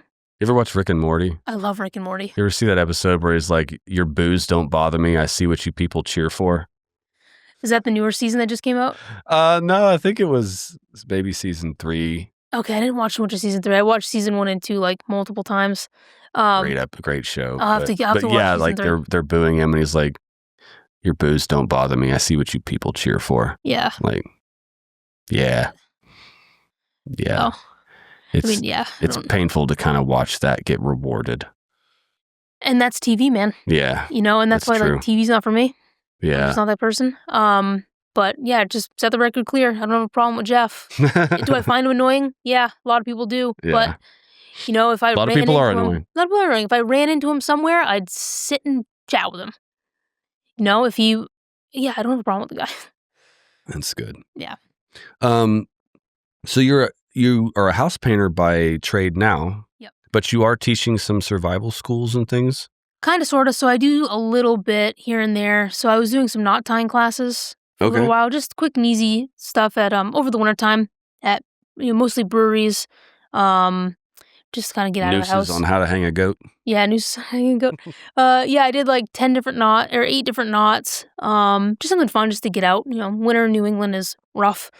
And then in the summertime, I do this like weekend long thing at the Moose Ridge Wilderness School in northern Maine. But other than that, I don't do a lot of classes. Mostly just painting, and that pays the bills. And my off time, you have a business? Go out in the woods. Or do you work for someone? So I do have a DBA that I started. Okay. Yeah, I had an LLC for a while, but I'm too small. Mm-hmm. Didn't make sense to have one, so I dissolved that, did a DBA. And now I work for friends that have LLCs, and they just kind of 1099 me. Nice. Yeah, so it works out pretty well. So it's part-time painting. I'm going to get into tile work. So, because that's just, I feel like I would like it more. Because with painting, I like the prep. You like taping everything. Yeah, taping and caulking and like really like focusing on everything. And so I feel like tile would be good because I have to like meticulously place everything. Yeah, so that's me. I like attention and detail work. Yeah. Covered in chalk dust. Yeah. Yep. So I think that's the route I'm going to take. I'm working on getting my Class B right now too, so I can drive part-time. Oh, okay. So I'm just doing little things here and there just to have options. Just winging it, basically, yeah. So, because for me, besides the military, that was, 8 years. And then I had another job for like 4 after that. But, lately I'll do something for like a year, and then I'll do something else. Then I'll do something else, and I'll do something else. Because I want variety in my life. I'm not that person that can work in the same job for 40 years and then retire, which is why like the military didn't really work out. Yeah. I want something new. So it's like, okay, I'm good at painting. What else can I learn how to do? Oh, let's get into tile. Tile's fun. Hey, maybe we could try electrical. Because I have all this education through the VA that I can use. Mm-hmm. Why don't I put it towards getting into the trades? Because it's, I'm not built for a 4-year college. I don't want to read a bunch. I don't want to write a bunch of papers. I don't want to do all that. Well, a lot of it's bullshit, too. Yeah, and it's like I have to take these electives I don't even want to fucking take. I have to pay for. I think college is useful, but also a scam in a lot of cases. I agree. And it doesn't seem like colleges are doing the youth any good these days. And most places you get there and like, forget everything you've learned. This is how we do it. It's like, well, then why did I pay for all that shit? Like, exactly. Yeah. It's a check in the box. When it's like, you just need a degree. It's like, well, then I don't need any of that shit. Like, this is just a barrier of entry that y'all are collectively deciding needs to happen for this selection process. And I think people are starting to kind of wise up to it. I see it. Yeah. Like Elon's talked about how he's like, I don't care if you have a degree or not. I want people that can perform, right? I'd rather have people with life experience than they went to college and did keg stands for 4 years. Oh, yeah, exactly. I've kind of been on a 4-year cycle, like a Marine Corps for 4, fire department for 4, State Department for 4, agency for 4, and now I've been with a cyber company for 1, but hopefully I'll stick around for that more, but it's been fun. So yeah, we'll never know. I'm just writing a book, right? Book of my life. Yeah.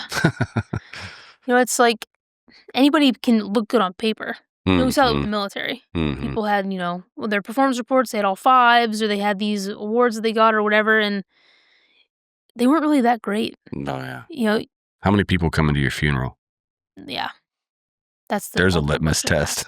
Yeah. So, yeah, I'm with you. I'm like, can you do it or can you not do it? Yeah. Like I couldn't get a job to save my life when I got out of the military because I had no college. Like, dude, I had one of the most prestigious enlisted jobs in the Air Force. And I couldn't get a job anywhere. I was literally flipping burgers. I guess it's probably helped you with Naked and Afraid. I mean, yeah, definitely. I mean, that got resiliency as well. Like probably added some of that. Yeah, and it's just like, yeah, resiliency, like you said, attention to detail, being self-motivated, having discipline, being able to do hard shit, knowing like, hey, it's probably going to be over soon, and doing it well. Because, in the military, you do it bad, they make you do it again. You get punished and you have to do it again. So, I mean, all these things, it's not something you can learn in college. It can only come from life experience. Yeah. And on, like, Naked and Afraid, like, I went up against, like, Matt Wright. He's got, like, almost 300 days out there. I have not even 100. He's been out there a lot. And it was so fun to compete against him. And all those guys out there, like, I was the baby. I had, a couple of challenges. I didn't have much compared to everybody else, but I gave those people a run for their money. That's because I have life experience. Yeah, that's fun. You mentioned you listen to Rogan a lot. I do. I've been listening to Rogan for, it's got to be over 10 years now. Okay. Yeah. Well, how has that helped you? I've learned a lot from his guests. Yeah. So, like, I went on a whole ancient civilization wormhole since he had Graham Hancock and Randall Carlson and the guy from Bright Insight. And that got me, so I watch all of their stuff now. Like, I've listened to a lot of Graham Hancock's books. I've watched both of his series on Netflix. I am so jealous. One of my favorite guests that I got to meet. I am so jealous. Yeah, I've never talked about it on this show, but I drove for Rogan for 2 years. I drove the guests to the studio, and Graham Hancock and his wife. Very cool.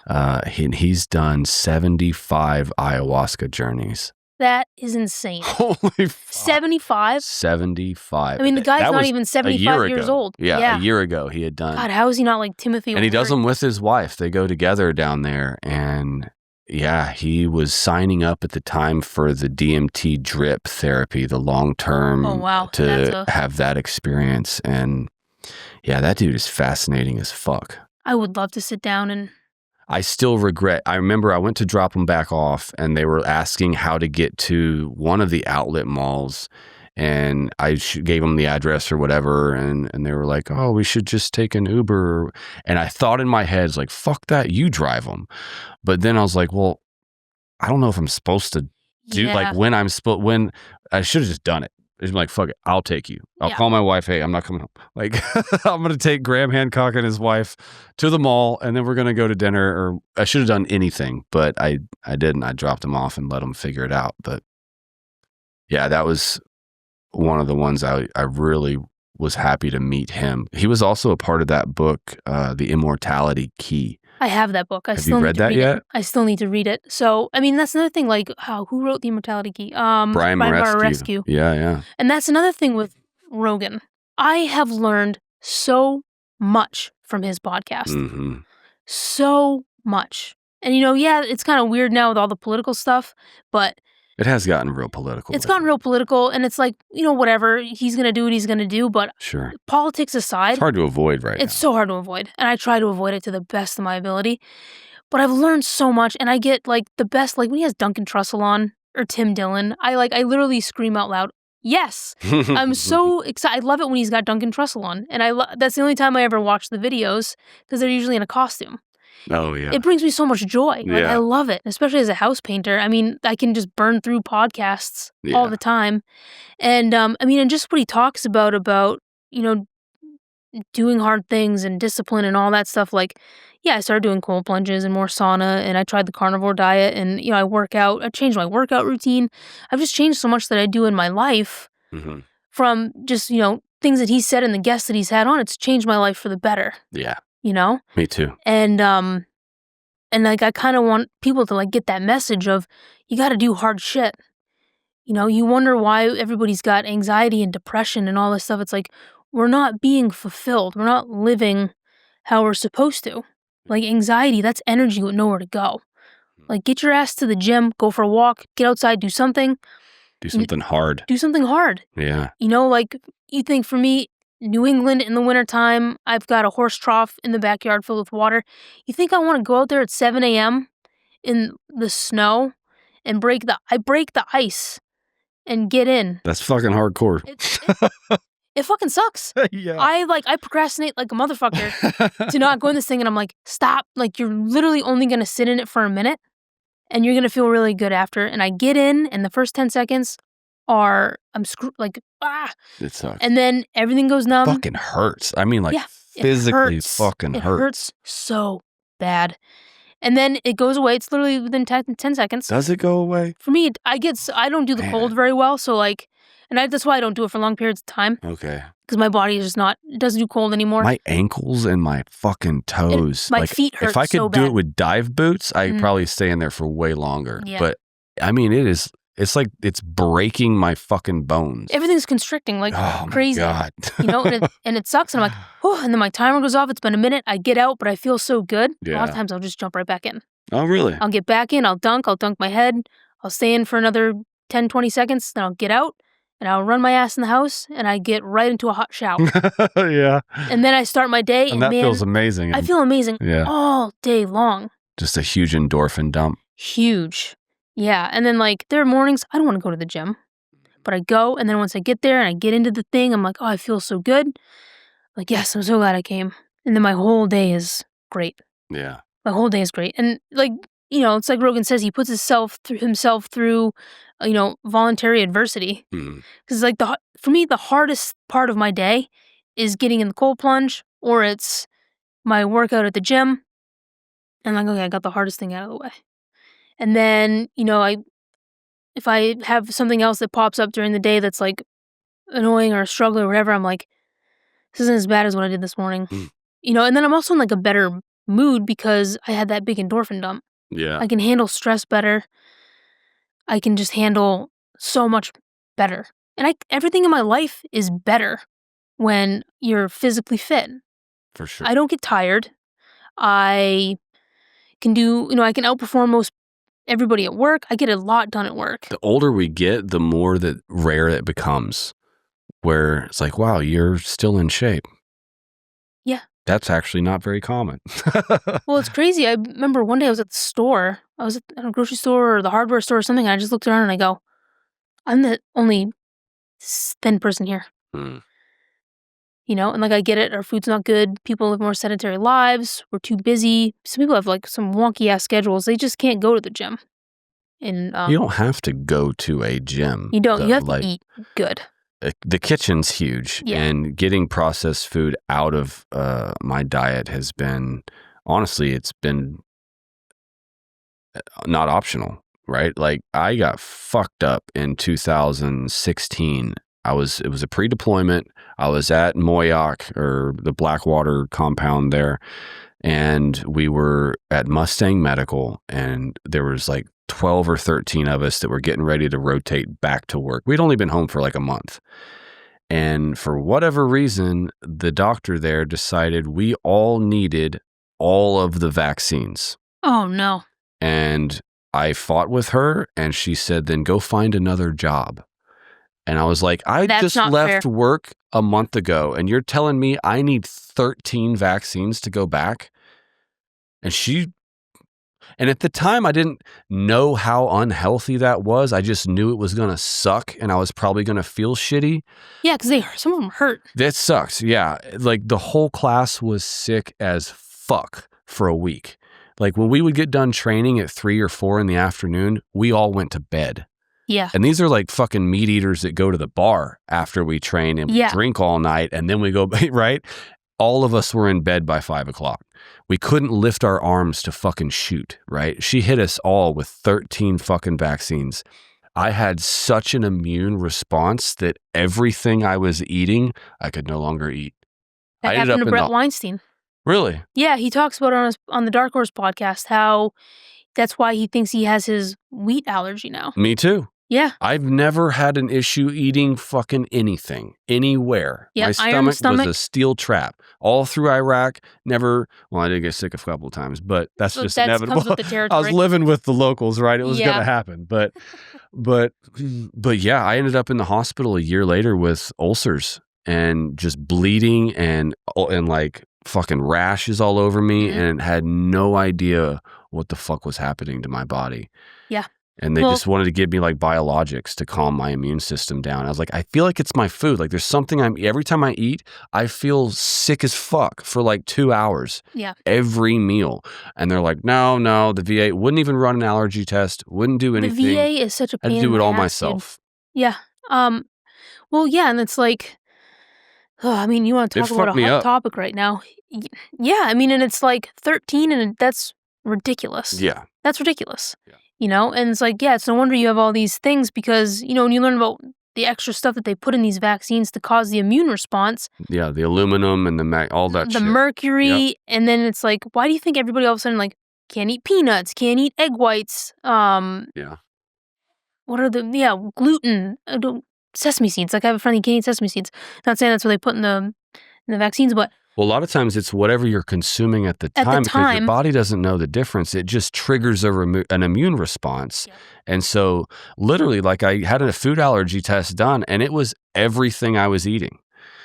And I ended up having to live off of beef jerky and oatmeal that I was ordering off of Amazon to cobble. And that was my diet because I couldn't go to the chow hall. Like, talk about cross-contamination. I was sick as fuck. Yeah, dude. And I'm still, like, I eat meat, eggs, and fruit. Yeah, that's pretty much what I try to do as well. You know, sauerkraut and... It sucks, though, because I really, like, I can't, it's hard to eat out anywhere. Dude, it's so hard, like, because your friends want to go out, or you're dating, and you're like, I don't want to be that fucking loser that can't... Right? I'm gluten-free. Yeah. You know, you don't want to be that guy. I used to make fun of these people. Yeah, like, now I am this person. Fucking pussy. I know. Like, and, yeah, it's hard. It's like, you got to make... And there are times where you cave, and then you're just like, then you feel like shit for a week, and you're like... Fucking pay for it. Like, you know what, next time, why don't I just say, like, no, I'm not going to... I'm not hungry. I'm not hungry. I end up fasting. I just don't eat. Yeah. Well, it sucks because, like, there's so much stuff in our environment that's fucking us up. And if we start asking questions, people attack us. Like, something is not right. You think you're better than me? I love that. Like, no. Oh, you're too good to eat my food? I know, that's the thing. And I'm like, look, I'm not trying to be difficult right now, but if I eat that, I'm going to be not in a good place. And I don't know how they cooked it, right? Like, I'm using beef tallow and butter. That's the only stuff that I cook anything in. And so when I go to a restaurant, I'm like, fucking hell. I know. It's like, how shitty is the drive home going to be? Yeah.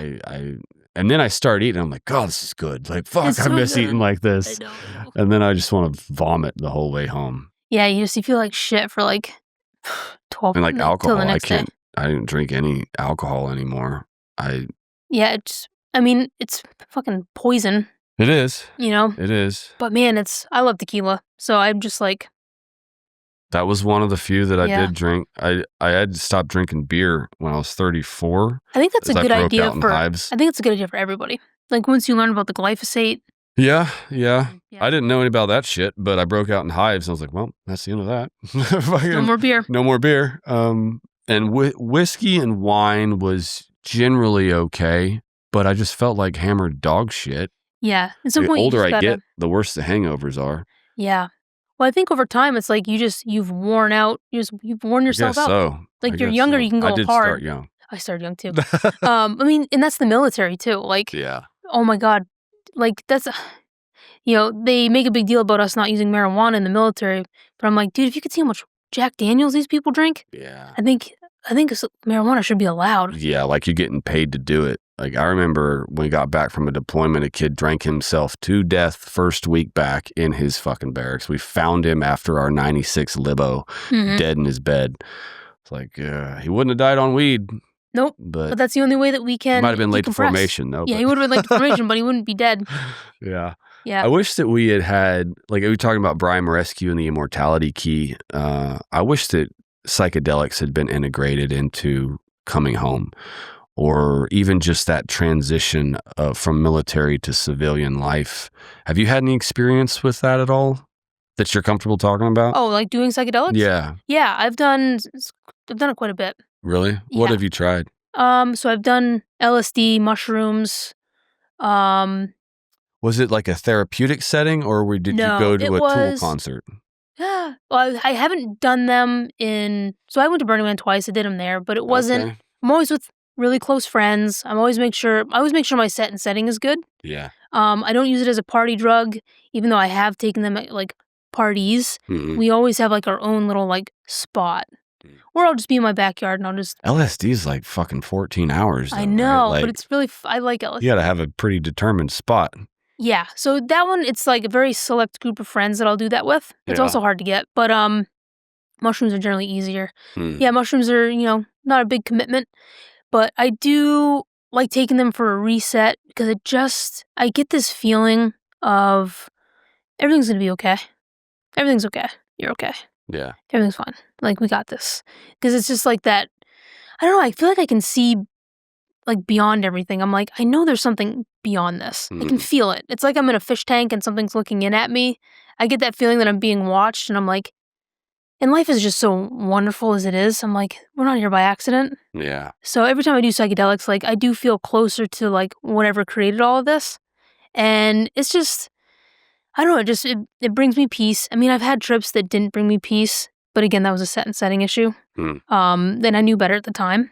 And I mean, I handled it well, but I mean... Was it something difficult that you needed to work through? Or was it like somebody screaming in the background? And you're like, fucking shut up. No, it was something that I needed to work through. So like one of my dearest friends died about 2 years ago in a very tragic accident. And it was probably at least 6 months after her death, I went out to camping with my ex and we did the plan was to do mushrooms. And how much did you take? Oh, I probably took close to 3 grams. Okay. So, which might have been, I don't know if it would have been too much for me. It was enough, but like in the setting that I was in, I couldn't relax because I had pressure from my partner, and I just kind of wanted to, like, we were by the ocean. Did they take it as well? Yeah, they did too, and like we were by the ocean, and like I just wanted to like watch the ocean and just kind of like be by myself and kind of process through this. But I felt a lot of pressure. I couldn't relax. Have you ever done more than 3?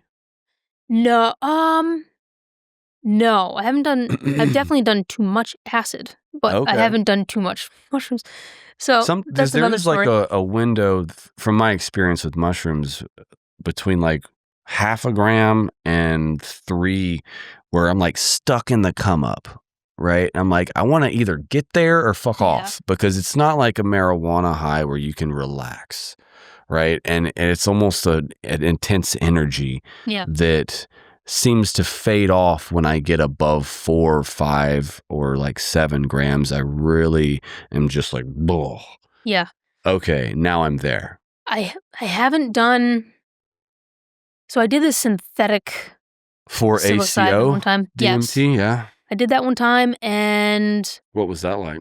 So that one, I probably did a comparable heroic dose for mushrooms because I was out there. Yeah. But I was with a really good friend, and I mean, he's good at chemistry, and we measured it all out for my body weight and all that stuff. And I didn't know there was really a body weight ratio. I didn't either. I've always heard that you couldn't do that. It's more of a metabolism thing. Maybe that was my problem. Oh. So you have a pretty fast metabolism? Oh, yeah. Okay. Did it seem to go by really quick? Because the synthetic also, it comes on fast and then it ends fast. Yeah, it was probably, if I had to guess, maybe like an hour and a half. Oh, shit. Then yeah. But, I mean, I can still... But it worked, huh? It worked. I could still picture some of the things that I saw in my mind. Because we were out in nature, and like, I just remember laying on the grass, and the grass just like grew and turned purple, and it was just, it was really amazing. But I was like, man, I don't think I can like get up. So I just laid there. I was like, I don't know if I can get up, and I don't know if I stand up, I'm probably gonna fall over. Anchored, yeah. So I just laid there, and I was just like, it was really beautiful, and but I was like, oh, that was a lot. Might want to do a little bit less next time. But for the most part, I've never had a bad trip. Good. I've had, times where I'm like, this isn't ideal, but I'm not losing it. Yeah. I'm always able to like work through it. And people think I'm really weird for this, but I love looking in the mirror when I'm tripping. A lot of people avoid the mirror, and I'm like, why would you do that? I get as close as I can, and I look right into my eyes. I do that too. And I just stare. And I've never had anything really, like I didn't morph in. I recognize myself, right? Yeah. Everything is kind of pixelated a little bit, and it's colorful. And I get that too. Cool texture. And I get the waviness. Like, if I always tell people, like, imagine you're underwater and there's a pretty good ocean current, and everything's just moving. Everything's just jiving. And I love looking at wood. I love watching the patterns travel. And it might be stereotypical. I listen to Pink Floyd. I put on Dark Side of the Moon. Yeah. And I just find the best looking fabrics, anything with good textures.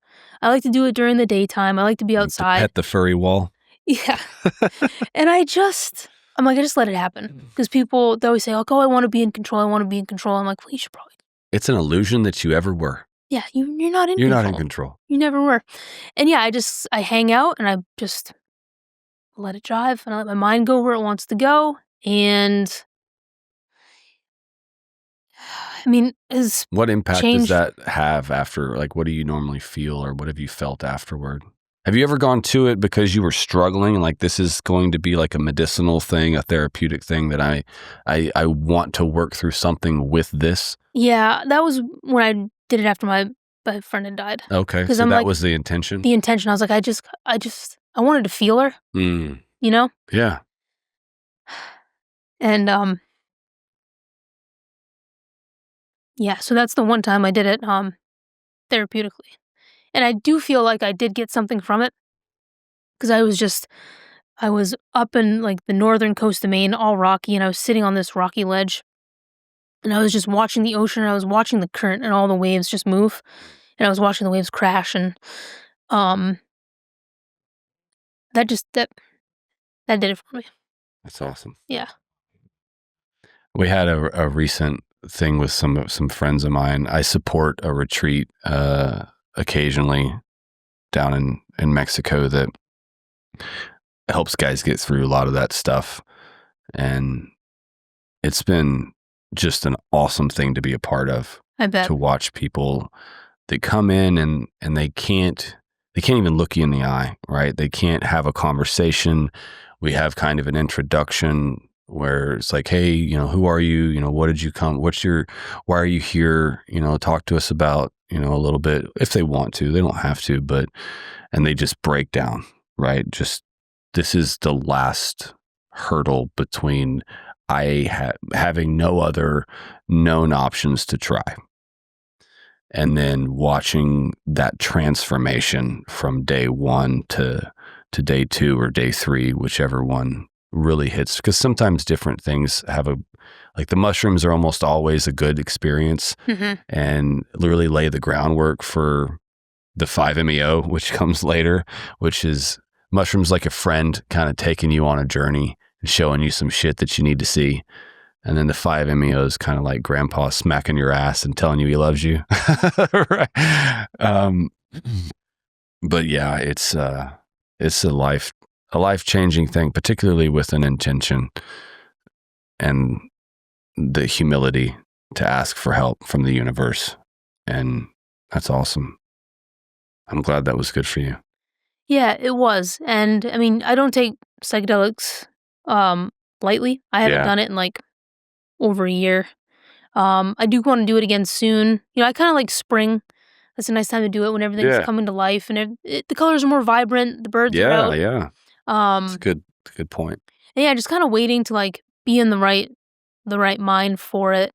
Because it can be such a wonderful tool. It's definitely not for everybody, but I did it for the first time after I got out of the military, obviously, and I didn't realize that I could ever witness something so beautiful and pure and just I've said this maybe a time or two before, but I felt like baptism is described. That's a good way to put it.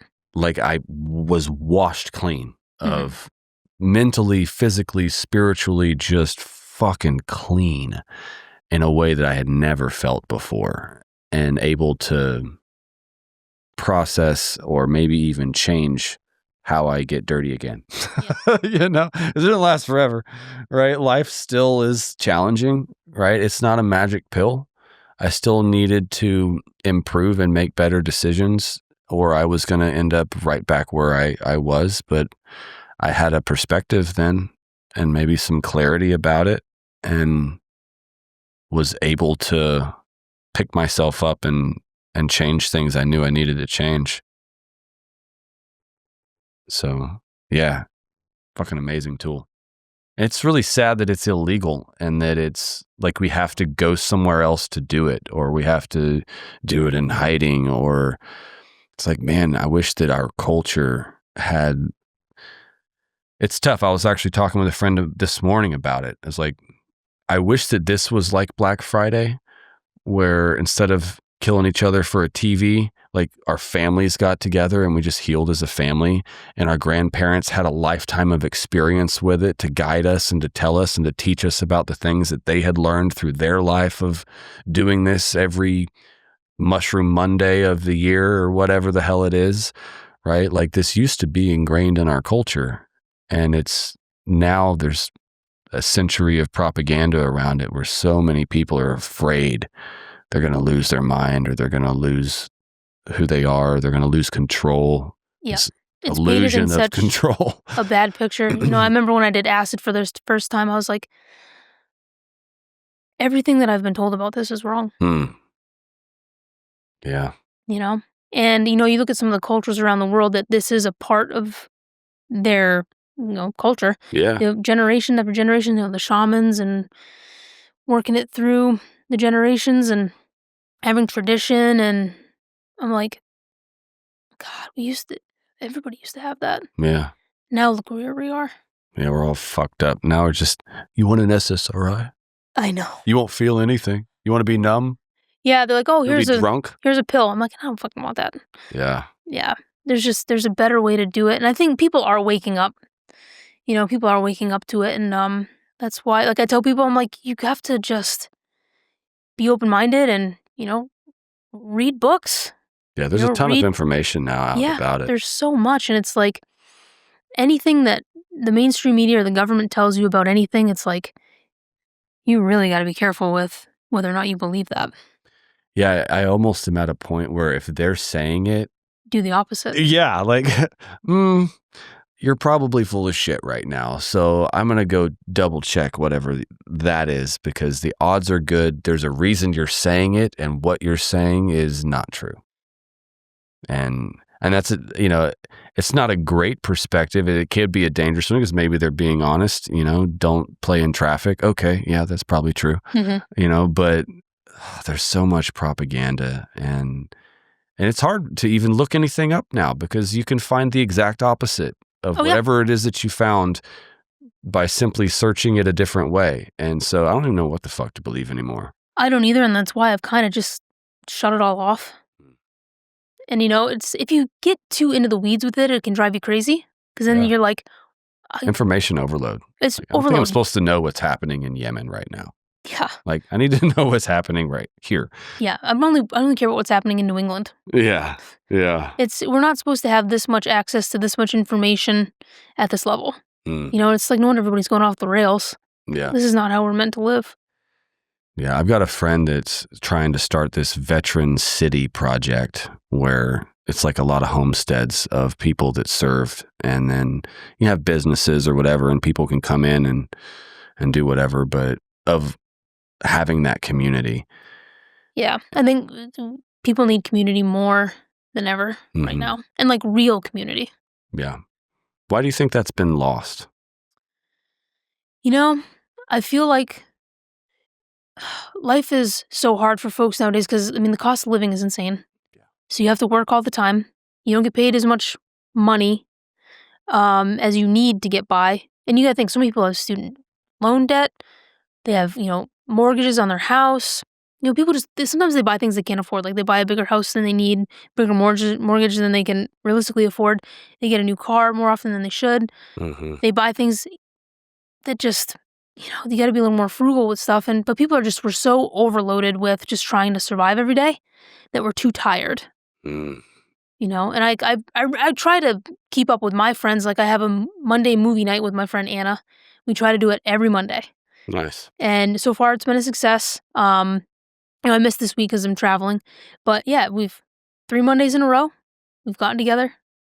I saw a really cool idea. It was instead of like a game night or a movie night, it was a conspiracy theory night. Oh, that'd be so fun. And all of your friends get together and you give like a PowerPoint on a conspiracy theory to the group.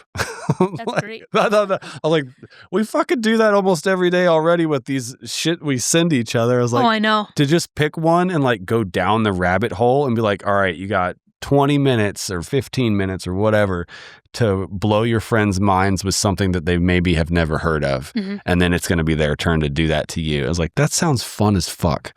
That would be fun. That would be fun. I could have get-togethers forever. Oh, yeah. Oh, and I know exactly the people I'd invite because they're all like the top 8 of my Instagram friend list that we you're send constantly all sending the same stories shit. to each other. Yeah. I do the same thing. Oh, that's funny. Yeah, I mean, I think people are just overworked. They're too tired. We don't live close to each other. Yeah. You know? My mom talks about it where she remembers when TV like became a thing and everyone used to have dances and bridge nights and parties and all of these social gatherings almost nightly within the communities. And then they got television and then all of it stopped and people would sit in their houses and watch their show. And it has only gotten worse. Yeah. And you don't need to know who your neighbor, like if you have an emergency, you're not calling your neighbor, you're calling the police. Or the government has stepped in. You're calling an ambulance. You're calling a fire truck. You're calling Uber to bring you some, or not Uber, but Uber Eats to bring you some food. Or you know, there's no personal interaction now. And the moment there's a conflict, all of the communication stops. Like the social intelligence level has just plummeted. It's painful. It's like, we're going to have conflict. It's how we work through it. And I try to talk to my kid about this with his friends. I was like, hey, you guys are going to fight, but we've got to come back together and we've got to make it right so that we can move on and still have friends. You can't disappear into your house for 2 weeks because you got butt hurt over whatever interaction that you guys had. Like, come back, let's talk about it, fix yourself, and then let's move on, right? You've got to learn to say you're sorry and you've got to learn to forgive. Yeah. Or you're not going to have friends. And I know you can go play your PS5 for 2 weeks and feel like fuck him, right? But nobody wins in that. Right? No, you like you haven't been outside in 2 weeks, man. Like, turn that shit off. Come back, y'all make up. It's okay. He threw a rock and I don't whatever, right? Stupid shit the kids do. But yeah. I don't know how to get back to that. Like, we don't have a television in our house, but I do have my phone, right? And so that kind of, you know, I'll be honest, I need to fucking throw that thing away, but it's hard. We've been conditioned. I mean, just every year, like, I would love to get a flip phone. Yeah.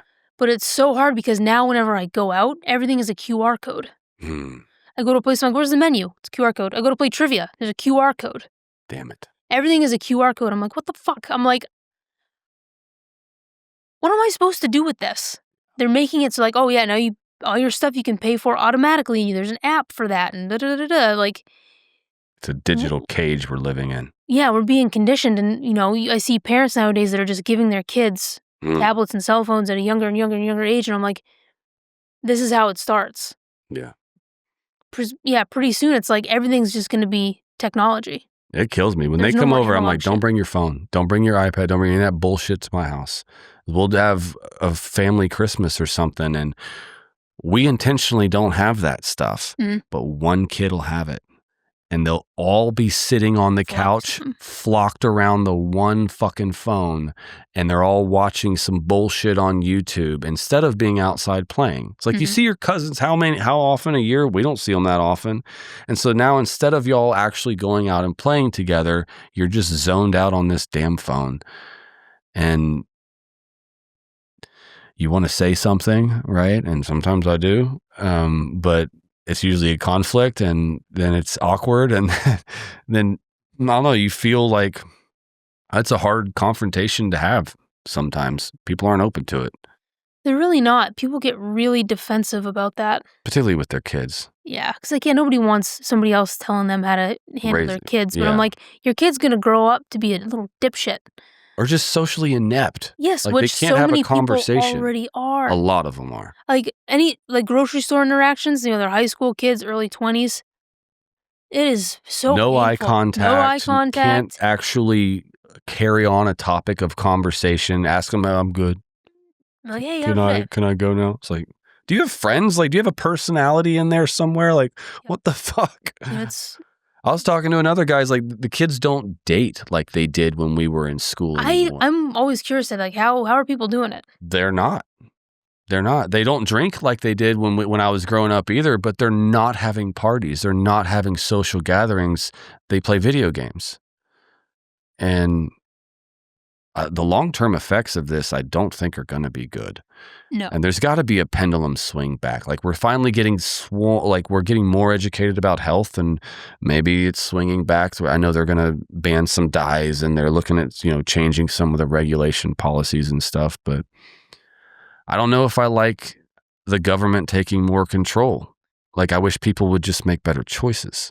Yeah, me too. And I'm like, I look at people with kids and stuff, and I'm like, there's being a parent and there's having children. Oh, yeah. And I mean, I don't have kids, so I can't really talk, but I'm like, you made difference. This little human. Mm-hmm. This is a life that's going to grow up to be an adult. Why are you not doing everything you possibly can to make this the best little human ever? It's really inconvenient. It is. Well, yeah. That's why. I get it. That's why. It's fucking work. Kids are a lot, but it's like who says we weren't a lot when we were kids? For sure. We had play dates, we would play.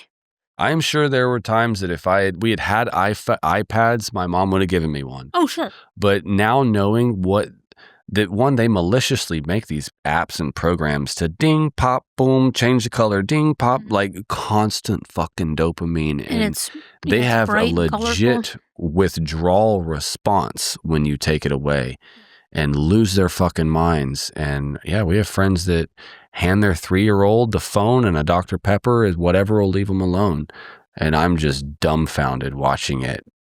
And they're good people. I like them, but fuck, I don't want my kid to go to your house. Like, I don't want I can't hang out with you in that way. Mm-hmm. And it's unfortunate, and I don't yet know how to address it, or if I even should, right? I mean, it's definitely a problem. But, and I don't have an answer. Putting their 6-year-old on meds instead of, maybe don't feed him Dr. Pepper and Sour Patch Kids. Like, he's fucking 6. Yeah. Give him some real food. Yeah. And then you wonder why he can't focus and he's fucking bonkers. Yeah. Like, yeah, it's probably because he's eating Doritos. Oh, yeah. All bullshit. I've never seen the kid eat anything of substance. Like, it's not good. Not at all. Yeah. But I don't know what to say or if I even should. And it's just like, it's fucking hard.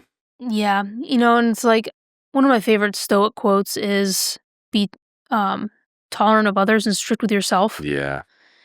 And it's so true. Because, like, I used to try to, like, I used to see how unhealthy people are. Yeah. And I'd be like, hey, maybe try this, maybe try that. And people don't listen. They don't want to hear it. And then I just stopped one day. I was like, nobody's taking any of my advice. And it's like, people don't want advice. I don't want advice. Yeah. I changed. I live my life the way I want to because I have this, like, motivation to be this way. Yeah. I want to be healthy and athletic, and I don't ever want to be on a prescription medication. Ever. Ever. And, that's just how I operate. And I see other people, they would just rather take a pill. And I'm like, you know what? Your life doesn't affect me. I go home at the end of the day, and I don't see you. Mm-hmm. We don't interact all the time. I'm like, you're not my responsibility. And I feel sorry for you because you could be living a much better life. But I'm like, this is your choice. I have to let you go. Yeah. And it's hard because, like, I look at these kids and I go, these poor kids are going to grow up and have so many problems over things that are easy. I'm like, you don't have to drink soda. They make Zevia. Yeah. Healthy soda. Like, and it's pretty good. There's nothing. Kids love fruit. Kids will mow through a thing of blueberries. You have kids, Oh, yeah. It's like, they love that shit. You don't have to give them goldfish. It's a better form of sugar. Yeah. Just give them fruit. Yeah. Cut up some bananas. I don't know. And they can't go to the store, so they'll eat what you buy. They'll eat what you give them. Right? Like, and if you start them young enough, they develop a palate for it.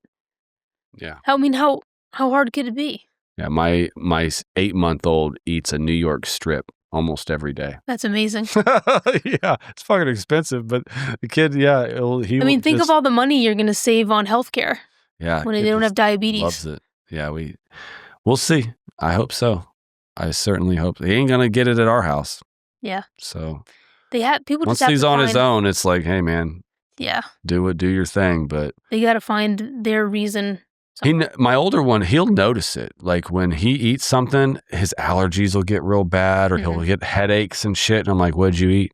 It's like, oh, I had Doritos at lunch. I was like, well, man, one of these days, you'll learn. Listen. Yeah. Yeah.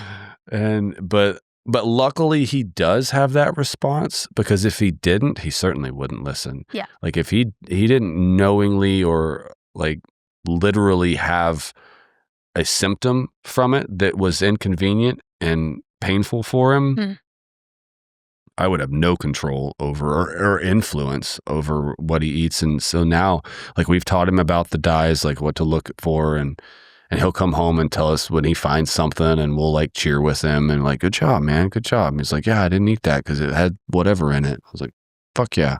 Yeah. People just have to try. Yeah. Yeah. You know? Like my brother was getting a little husky, and he asked me for diet advice one time, and I said, hey, read the ingredients. If it's got canola oil or this or that, just don't eat it, and do this instead. He did it. He looks fucking incredible now.